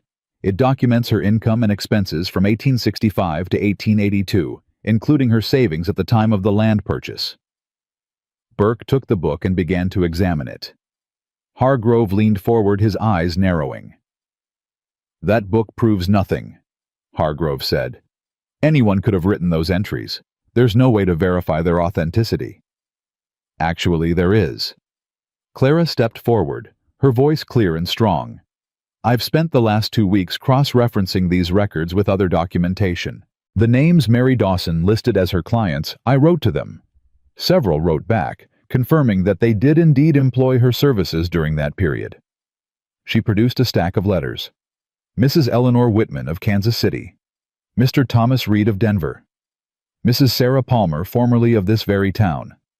All confirmed that Mary Dawson provided laundry and mending services for payment during the years documented in this book. Burke took the letters, his eyebrows rising slightly. This is thorough. There's more. Clara turned to face the crowd. Dr. Sam Chen was working at the general store in 1868 when the Dawson family arrived. He remembers Mary Dawson clearly, her business, her independence, her character. He's prepared to testify. Sam stood his presence, drawing whispers from the crowd. I knew Mary Dawson for 14 years. She was one of the most capable, independent women I ever met. The suggestion that she was merely a front for her husband is an insult to her memory. Hargrove's face had gone red. Mr. Burke, this is ridiculous. The word of a Chinaman against documented affidavits. The word of a respected physician, Burke interrupted coolly, who has served this community for over a decade, continued Dr. Chen. Sam walked forward, his head held high. Mary Dawson came to my store every week. She paid for her purchases with money she earned herself. She negotiated prices, made decisions, and ran her household like any independent business owner. I witnessed her sign the land deed with my own eyes. She knew exactly what she was doing. And what about James Dawson? Burke asked. What was his role? James Dawson was a farmhand when I knew him. He worked for other ranchers in the area, earned wages, and contributed to the family income. But the land purchase was Mary's doing. She was the one who found the property, negotiated the price, and made the down payment. Sam's voice was steady. I remember because I was surprised a woman doing business like that was unusual. But Mary wasn't usual. She was exceptional. Burke made notes. Mr. Hargrove, you mentioned a witness, William Carter. Is he present? A man in the back of the room stood. He was old, stooped, with the look of someone who had lived a hard life. I'm Carter. Please come forward and give your testimony. Carter shuffled to the front of the room, not meeting anyone's eyes. Clara watched him carefully, noting the way his hands trembled, the way he kept glancing at Hargrove. Mr. Carter, Burke said, you witnessed the original land deed. What can you tell us about that transaction? Carter was silent for a moment. Then he looked at Hargrove, looked at Eli, and something shifted in his face. I lied, he said quietly. The room erupted. Hargrove shot to his feet.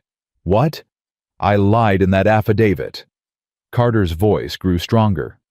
Mr. Hargrove's men came to me last month. They said if I didn't sign, they'd burn my house down. They said no one would believe a drunk old man anyway.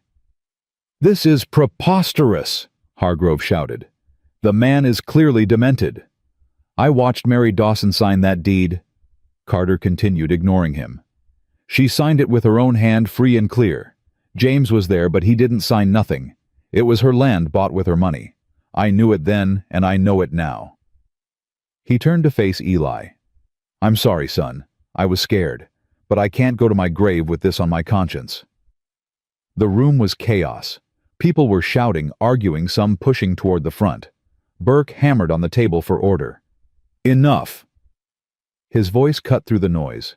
"Everyone sit down, or I will clear this room." Slowly the crowd settled. Hargrove remained standing, his face a mask of barely controlled fury. "Mr. Burke, this is obviously a coordinated attack on my reputation. These people have conspired to—" "Mr. Hargrove, sit down." Burke's voice was ice. "I've heard quite enough from you for the moment." Hargrove sat, but his eyes were fixed on Clara with undisguised hatred. Burke spent several minutes reviewing the documents, the account book, the letters, the original deed. The silence in the room was suffocating. Finally, he looked up. "Based on the evidence presented, I find that the original land deed was properly executed and legally valid. Mary Dawson was an independent property owner with demonstrated means and standing. The claim that the purchase was fraudulent is not supported by credible evidence." Clara felt Eli's hand find hers and squeeze. "However," Burke continued, "this is not a court of law. My findings will be submitted to the territorial governor for final review. Until that review is complete, the property remains in dispute." "How long?" Eli asked. "Several weeks at least, possibly longer." It wasn't a victory, but it wasn't a defeat either. As the crowd began to disperse, Hargrove pushed his way toward them. His face was calm now, but his eyes were murderous. "You think you've won something," he said quietly, pitched for their ears alone. "You haven't. This is just the beginning." "I think it's the end," Clara replied. "Your witnesses recanted. Your claim is falling apart. The governor will see through you." "The governor owes me money." Hargrove smiled. "A lot of money. Do you really think he's going to rule against his biggest creditor?" He leaned closer. "I'm going to take that land, Dawson. And when I do, I'm going to burn every building to the ground. I'm going to salt the earth so nothing ever grows there again. And then I'm going to make sure everyone knows what happens to people who challenge Silas Hargrove." Eli stepped forward, putting himself between Hargrove and Clara. "You should leave now." "Or what?" "You'll hit me." "Go ahead. Give me a reason to have you arrested. Give me a reason to finish this tonight." "He won't." Clara put her hand on Eli's arm. "Because we're not going to give you anything. We're going to wait, and we're going to win, and there's nothing you can do about it." Hargrove stared at her for a long moment. Then he laughed, a cold, brittle sound. "We'll see about that, Miss Whitfield. We'll see." He turned and walked out, his lawyers trailing behind him. That night, they didn't go back to the ranch. Sam insisted they stay in town at his office where he could keep watch. "Hargrove's not going to let this go," Sam said. "He's dangerous when he's cornered." "So we hide." Eli's voice was bitter. "We won today, and now we hide like criminals." "We're being smart," Clara said. "Living to fight another day." Isaiah was already asleep on a cot in the back room, exhausted from the day's tension. The adults sat around Sam's small stove drinking tea that had gone cold, none of them able to relax. "What happens now?" Hannah asked. "We wait," Clara said. "Burke sends his report to the governor.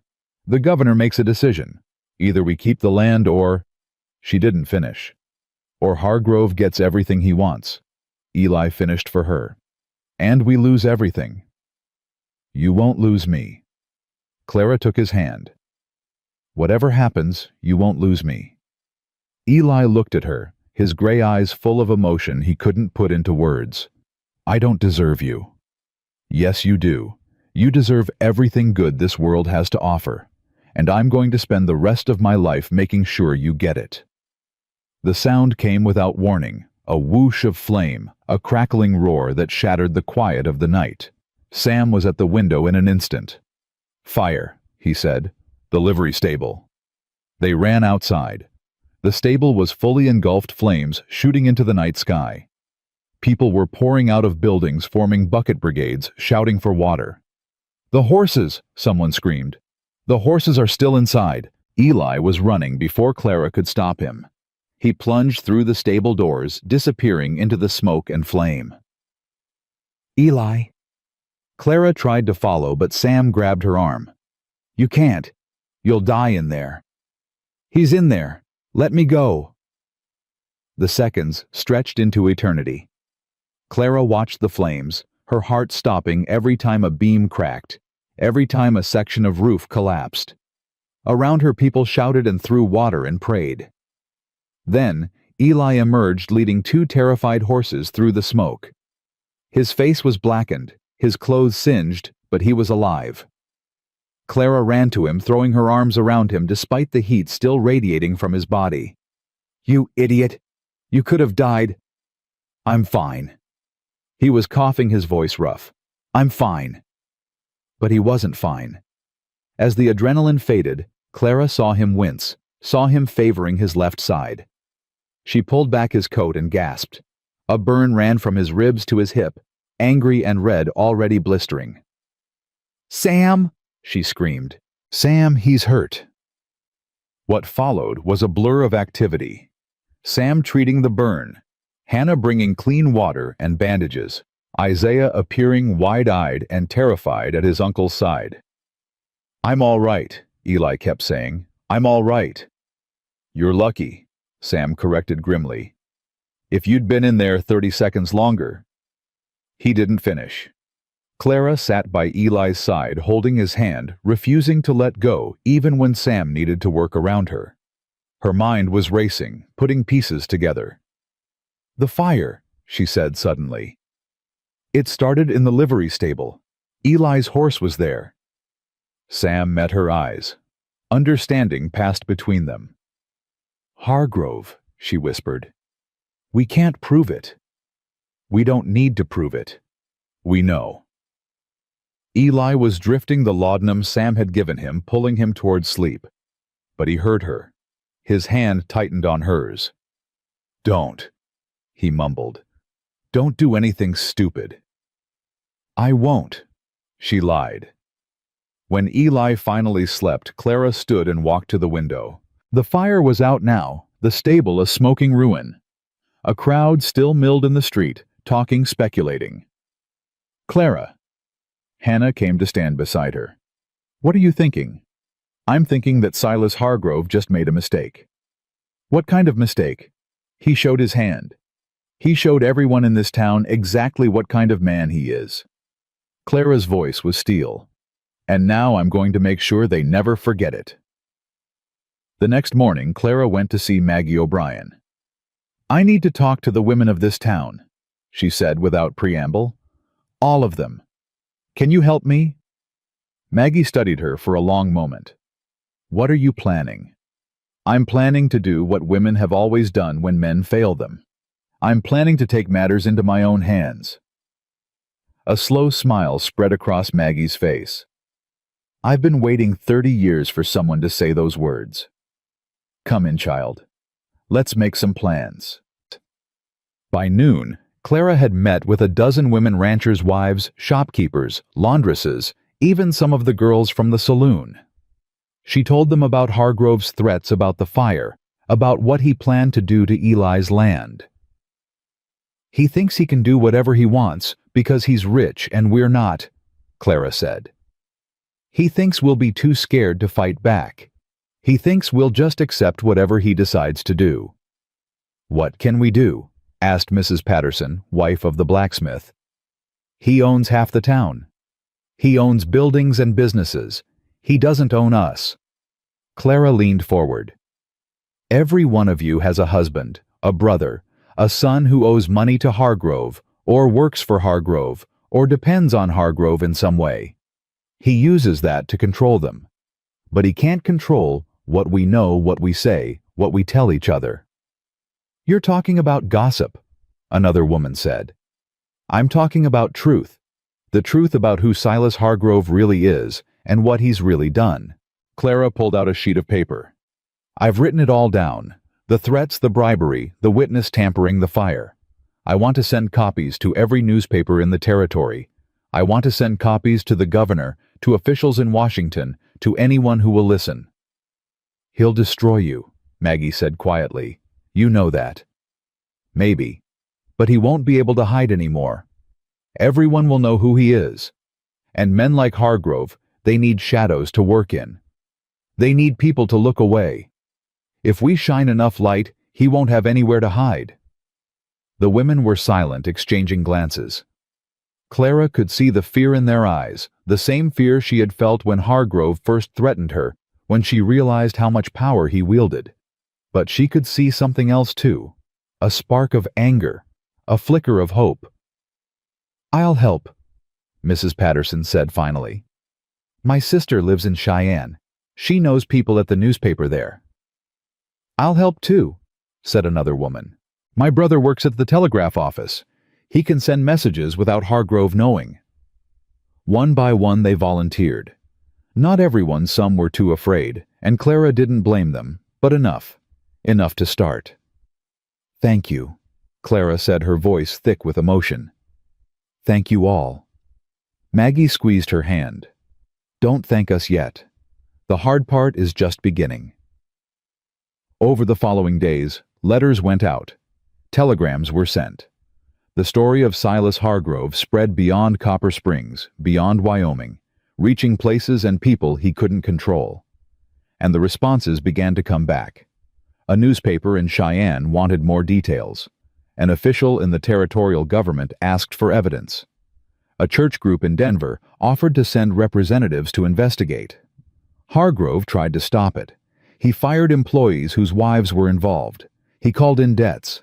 He spread his own counter-stories painting Clara as a troublemaker, Eli as a criminal. But it was too late. The truth was outspreading like the fire that had consumed the livery stable, impossible to contain, impossible to control. Clara was in Sam's office, helping to tend Eli's healing burns, when Thomas Burke returned to town. Miss Whitfield, he said, removing his hat. Mr. Dawson, I have news from the governor. Eli sat up, wincing at the pull of his healing skin. What kind of news? Burke's face gave nothing away. The governor has reviewed my report along with additional correspondence that has come to his attention. He has made his decision regarding the land dispute. Clara held her breath. The claim against the Dawson property has been dismissed. The original deed stands.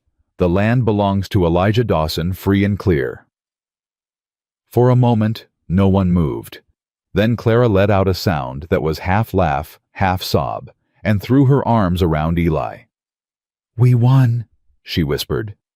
We won. There's more, Burke said.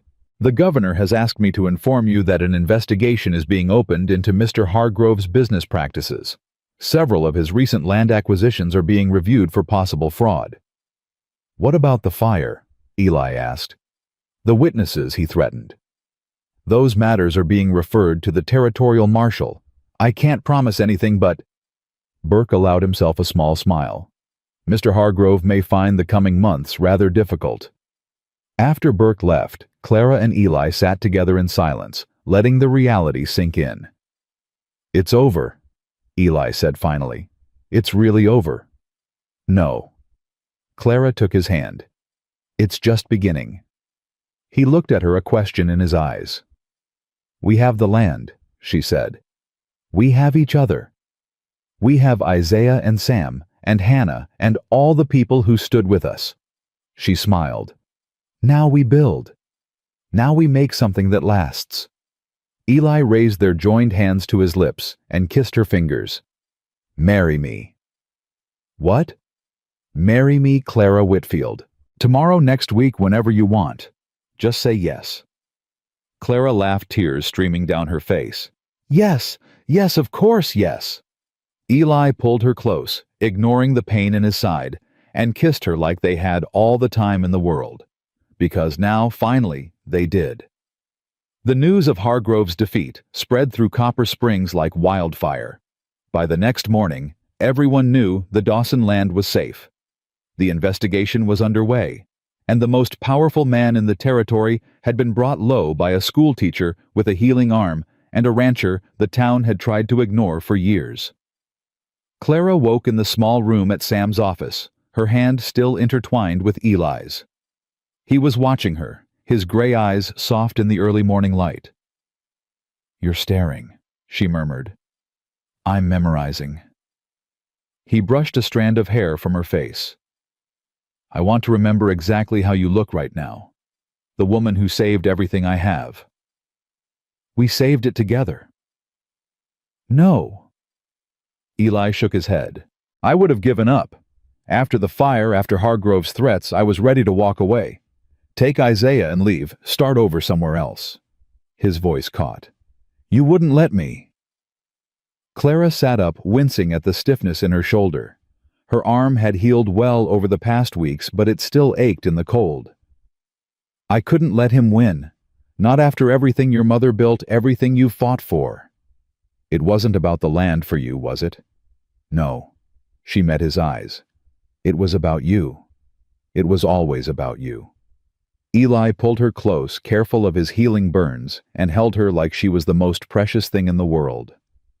"I don't know what I did to deserve you, Clara Whitfield, but I'm going to spend the rest of my life trying to be worthy of it." "You already are," she whispered. "You always were." They stayed like that for a long moment, wrapped in each other, letting the peace of the morning wash over them. After so many weeks of fear and fighting, the quiet felt almost strange. A knock at the door interrupted them. Isaiah's voice came through the wood. "Uncle Eli, Miss Clara Maggie's here. She says there's something you need to see." They dressed quickly and emerged to find Maggie standing in Sam's front room, her face flushed with cold and excitement. "You need to come to the main street," she said. "Now." "What's happening?" Clara asked. Maggie just smiled. "You'll see." They followed her through the snowy streets, Clara's hand in Eli's, Isaiah bouncing ahead of them with barely contained energy. As they turned onto the main street, Clara stopped dead. A crowd had gathered, not an angry mob, not curious onlookers, but something else entirely. Women stood in clusters talking and laughing. Men tipped their hats as Eli passed. Children pointed and whispered. And in front of the general store, a hand-painted sign had been hung. "Welcome home, Dawsons." Clara felt tears spring to her eyes. "Maggie, what is this?" "This is what happens when good people stop being afraid." Maggie's voice was thick with emotion. "Hargrove kept this town under his thumb for years. He made people believe they had to go along with him or lose everything. But you showed them another way. You showed them that standing together, telling the truth, fighting back, it works." Mrs. Patterson emerged from the crowd, her husband the blacksmith beside her. "We wanted to do something," she said, "to show you that you're not alone, that you never were." Others came forward, the telegraph operator's wife, the saloon girls, who had helped spread the word, ranchers, who had quietly supported Eli for years, but been too afraid to say so publicly. One by one, they offered their congratulations, their thanks, their promises of friendship. Eli stood rigid beside Clara, his face a mask of controlled emotion. She could feel him trembling, could see the tears he was fighting to hold back. "Say something," she whispered. He cleared his throat. "I don't—" His voice broke. He tried again. "For most of my life I've been told I don't belong, that I'm not welcome, that there's no place for people like me in towns like this." He paused, looking out at the crowd. "My mother used to tell me that home isn't a place. It's people. People who see you, who accept you, who stand with you when things get hard." He reached out and took Clara's hand, then Isaiah's. "I thought I'd never find that. I thought I'd spend my whole life on the outside looking in." His voice steadied. "I was wrong. And I want to thank you, all of you, for proving me wrong." The crowd erupted in applause. Someone started clapping, and then everyone was clapping, and Clara was crying, and Isaiah was grinning so wide it looked like his face might split. "There's one more thing," Maggie said when the applause died down. She produced a folded piece of paper. "This came from Cheyenne this morning. Official notice." Clara took the paper and read it aloud. "By order of the Territorial Governor, Silas Hargrove has been removed from all positions of public trust, pending investigation into charges of fraud, witness tampering, and arson. His assets have been frozen, and he has been ordered to appear before the Territorial Court within 30 days. The cheer that went up could probably be heard in the next county. That night there was a celebration at Maggie's boarding house. Food appeared from nowhere, pies and bread and roasted meat, bottles of cider and stronger things. Someone produced a fiddle, and soon there was music and dancing in the crowded front room. Clara stood by the window watching Eli dance awkwardly with Isaiah, both of them laughing at their own clumsiness.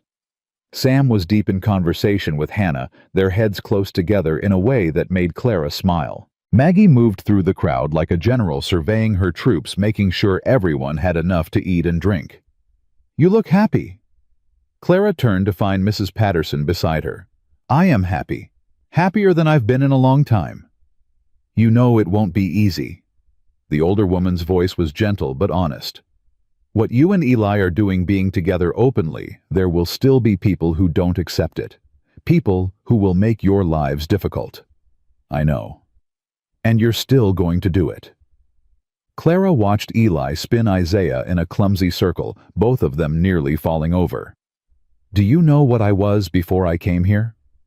"Mrs. Patterson, I was a bookbinder in Philadelphia. I lived alone, worked alone, ate alone. I had no family. No friends, no future to speak of. I was invisible." She turned to face the older woman. "Then I came here, and everything fell apart. My uncle died. I got injured. I had nothing and no one. And somehow, in the middle of all that loss, I found more than I ever had before. I found purpose. I found family. I found love. And you're not willing to give that up." "I'm not willing to let fear take it away from me."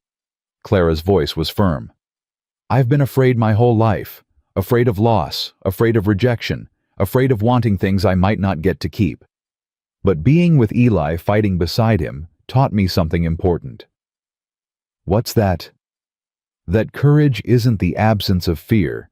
It's deciding that something matters more than the fear." She smiled. "Eli matters more. Isaiah matters more. This life we're building, it matters more than anything anyone could say or do to us." Mrs. Patterson studied her for a long moment. Then she nodded slowly. "You're going to be good for this town, Clara Whitfield. Good for all of us." "I hope so." The older woman squeezed her hand and moved away. A moment later, Eli appeared at Clara's side, slightly out of breath from dancing. "Isaiah's teaching me to do do," he said. "I'm terrible at it." "I noticed." "You could come help."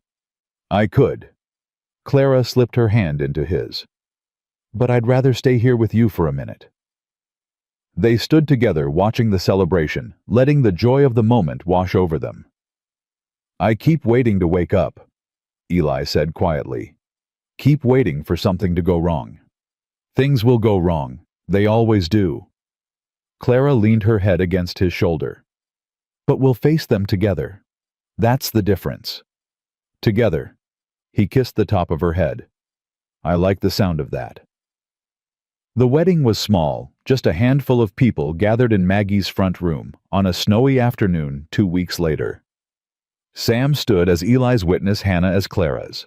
Isaiah held the rings with trembling hands and a smile that wouldn't quit. The minister was a circuit preacher passing through town, a weathered old man with kind eyes who didn't seem to care about the color of the groom's skin or the scandal of a white woman marrying a black man.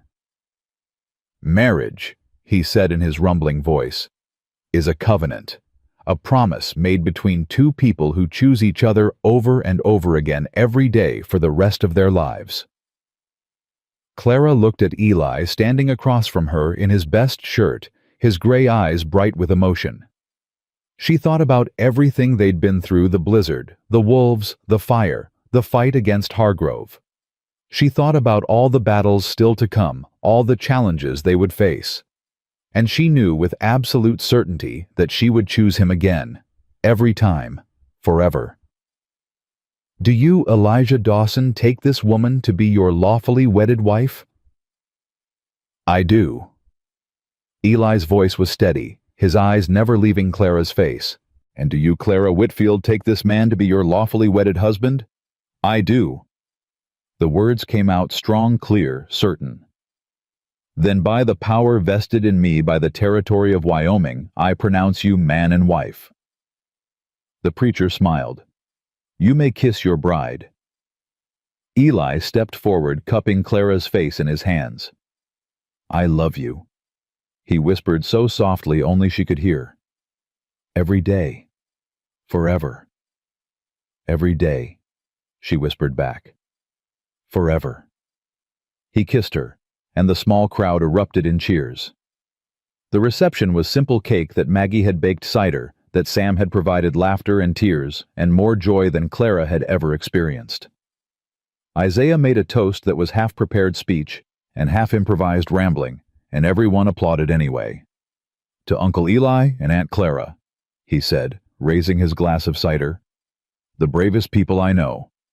Thank you for teaching me that family isn't about blood, it's about choice. Clara felt tears slip down her cheeks as she raised her own glass. Later, as the celebration wound down, she and Eli slipped outside. The snow had stopped falling and the sky had cleared to reveal a blanket of stars more brilliant than anything Clara had ever seen in Philadelphia. Look at that, she breathed. I never knew there were so many stars. City girl. Eli wrapped his arms around her from behind, pulling her close against the cold. This is nothing. Wait until summer when the Milky Way stretches from horizon to horizon. Will you show me? I'll show you everything. He pressed his lips to her temple. Every sunrise, every sunset, every storm, and every calm. I'll show you what this land looks like in spring when the wildflowers bloom and in autumn when the aspens turn gold. I'll show you everything I love about this place, and I'll watch you fall in love with it too. I already love it. Clara turned in his arms to face him. Because you're here. Because Isaiah's here. Because this is home now. Home. Eli smiled, and even in the darkness she could see the joy in his eyes. I like that word. Get used to it. You're going to be hearing it a lot. They stood together in the snow, wrapped in each other's arms, surrounded by stars and silence, and the vast wild beauty of Wyoming territory. And for the first time in her life, Clara Whitfield, Clara Dawson, knew exactly where she belonged. Spring came slowly to Copper Springs. The snow melted, the creek swelled with runoff, and the first green shoots began to push through the thawing ground. Clara stood on the porch of the ranch house, watching Eli work with the sheep in the far pasture. Her arm had healed completely now, and she'd taken over most of the household duties, cooking, cleaning, managing the accounts. But she still taught Isaiah every morning, and he was flourishing under her instruction. Aunt Clara. Isaiah appeared beside her, a book in his hands. Can I ask you something? Always. Do you think I could go to a real school someday, like the ones you told me about in Philadelphia? Clara's heart swelled. I think you can do anything you set your mind to, Isaiah. And yes, I think you'll go to a real school someday. A good one. Even though He stopped, his young face uncertain. Even though you're brilliant and hardworking and deserve every opportunity in the world. Clara put her arm around him. Yes. Even though. Isaiah leaned into her embrace. I'm glad you came here. I'm glad you stayed. Me too, sweetheart. Me too. That evening, as the sun set over the mountains and painted the sky in shades of gold, and Rose, Clara, and Eli sat together on the porch. It had become their ritual, this quiet time at the end of each day, when they could simply be together without the demands of work or the intrusions of the outside world. Letter came from Cheyenne today, Eli said, producing an envelope. The territorial marshal. Clara tensed. What does it say? Hargrove's trial date has been set. They want me to testify. Will you? Yes. Eli's voice was firm. I'm not afraid of him anymore, and I want to make sure he can never do to anyone else what he tried to do to us. Clara took his hand. We'll go together. Sam and Hannah too, probably. We'll stand up in that courtroom and tell the truth, and we'll watch justice finally catch up with him. You sound confident. I am confident. She squeezed his hand. We've already won the hard battle, Eli. We won the battle for this land, for our family, for each other. Hargrove's trial is just the last chapter of a story that's already over. Eli was silent for a moment, looking out at the land that had almost been taken from him. Do you ever wonder what would have happened if you hadn't come here, if you'd never gotten on that stagecoach? Sometimes. Clara leaned her head against his shoulder. I'd probably still be in Philadelphia alone in my rented room binding books and wondering if there was more to life than just surviving. And instead, I'm here, with you, living a life I never imagined but wouldn't trade for anything. She smiled. I came here with a broken arm and a broken heart, looking for a home I didn't think I'd find. And I found you. You found us, Eli corrected. Isaiah and me and this whole crazy, beautiful life. I found everything. They sat in comfortable silence as the stars emerged one by one, the same stars that had witnessed their first conversation, their first kiss, their wedding vows. I want to tell you something, Eli said finally. Something I've never told anyone. What is it? When I was young, after my mother died, I used to have this dream. The same dream over and over. I dreamed that I was standing in a field of wildflowers, and there was a woman beside me. I could never see her face, but I knew that she was mine, that we belonged to each other. Clara felt tears prick her eyes. And now I don't have that dream anymore. He turned to look at her, his gray eyes full of love. Because I don't need to dream it. It came true. Clara kissed him soft and sweet, pouring all her love into the gesture. Tell me about the wildflowers. They bloom in June, purple and yellow and white stretching all the way to the horizon. We'll have a picnic there, you and me and Isaiah. We'll lie in the grass and watch the clouds and pretend the rest of the world doesn't exist. Promise? Promise. They stayed on the porch until the cold drove them inside, until Isaiah called them for supper, until the demands of daily life reclaimed them. But that moment, that quiet, perfect moment, stayed with Clara forever. Months later, on a warm June afternoon, they kept that promise. The three of them spread a blanket in a field of wildflowers, exactly as Eli had described, purple and yellow and white stretching to the horizon. Isaiah ran ahead, chasing butterflies, his laughter echoing across the open land. Clara lay back against Eli's chest, his arms wrapped around her, and looked up at the endless blue sky. Happy? He asked. Completely. No regrets. Not a single one. She thought about the journey that had brought her here, the loss of her parents, the lonely years in Philadelphia, the desperate decision to come west, the accident that had injured her arm, the grief of finding her uncle dead. She thought about Hargrove's threats, and the fire, and the trial that had finally sent him to prison. She thought about all the pain and fear and uncertainty. And she thought about what had grown from that pain. A family, a home, a love that had been tested by fire and emerged stronger than ever. You know what I've learned, she said. What's that? That broken things can heal, that endings can become beginnings, that the worst moments of our lives can lead us to the best ones if we're brave enough to keep going. Eli pressed a kiss to her hair. That's a lot of wisdom for a city girl. I had a good teacher. She turned to look up at him. A rancher with gentle hands who promised to take care of me when I had nothing and no one. Who kept that promise every single day. I always will, Eli said. Every day, forever. Isaiah came running back, his hands full of flowers.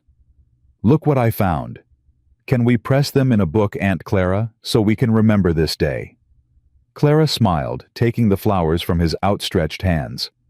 That's a wonderful idea. We'll press them and keep them forever. Forever's a long time, Isaiah said seriously. Yes, Clara agreed, looking from the boy to the man she loved to the land that had become her home. It is, and we're going to spend every moment of it right here together. The sun was beginning to set, painting the wildflowers in shades of gold. Eli stood and helped Clara to her feet. Isaiah gathered the blanket. Together, the three of them walked back toward the ranch house, toward the life they had built and the future they would share. Behind them, the wildflowers swayed in the evening breeze, purple and yellow and white, stretching all the way to the horizon. Clara Whitfield Dawson had come to Wyoming with nothing but a broken arm and a broken dream. She had found love in the gentlest hands she'd ever known. She had found family in a boy who called her aunt and a man who called her wife. She had found home in a land as wild and beautiful as the life she'd built there.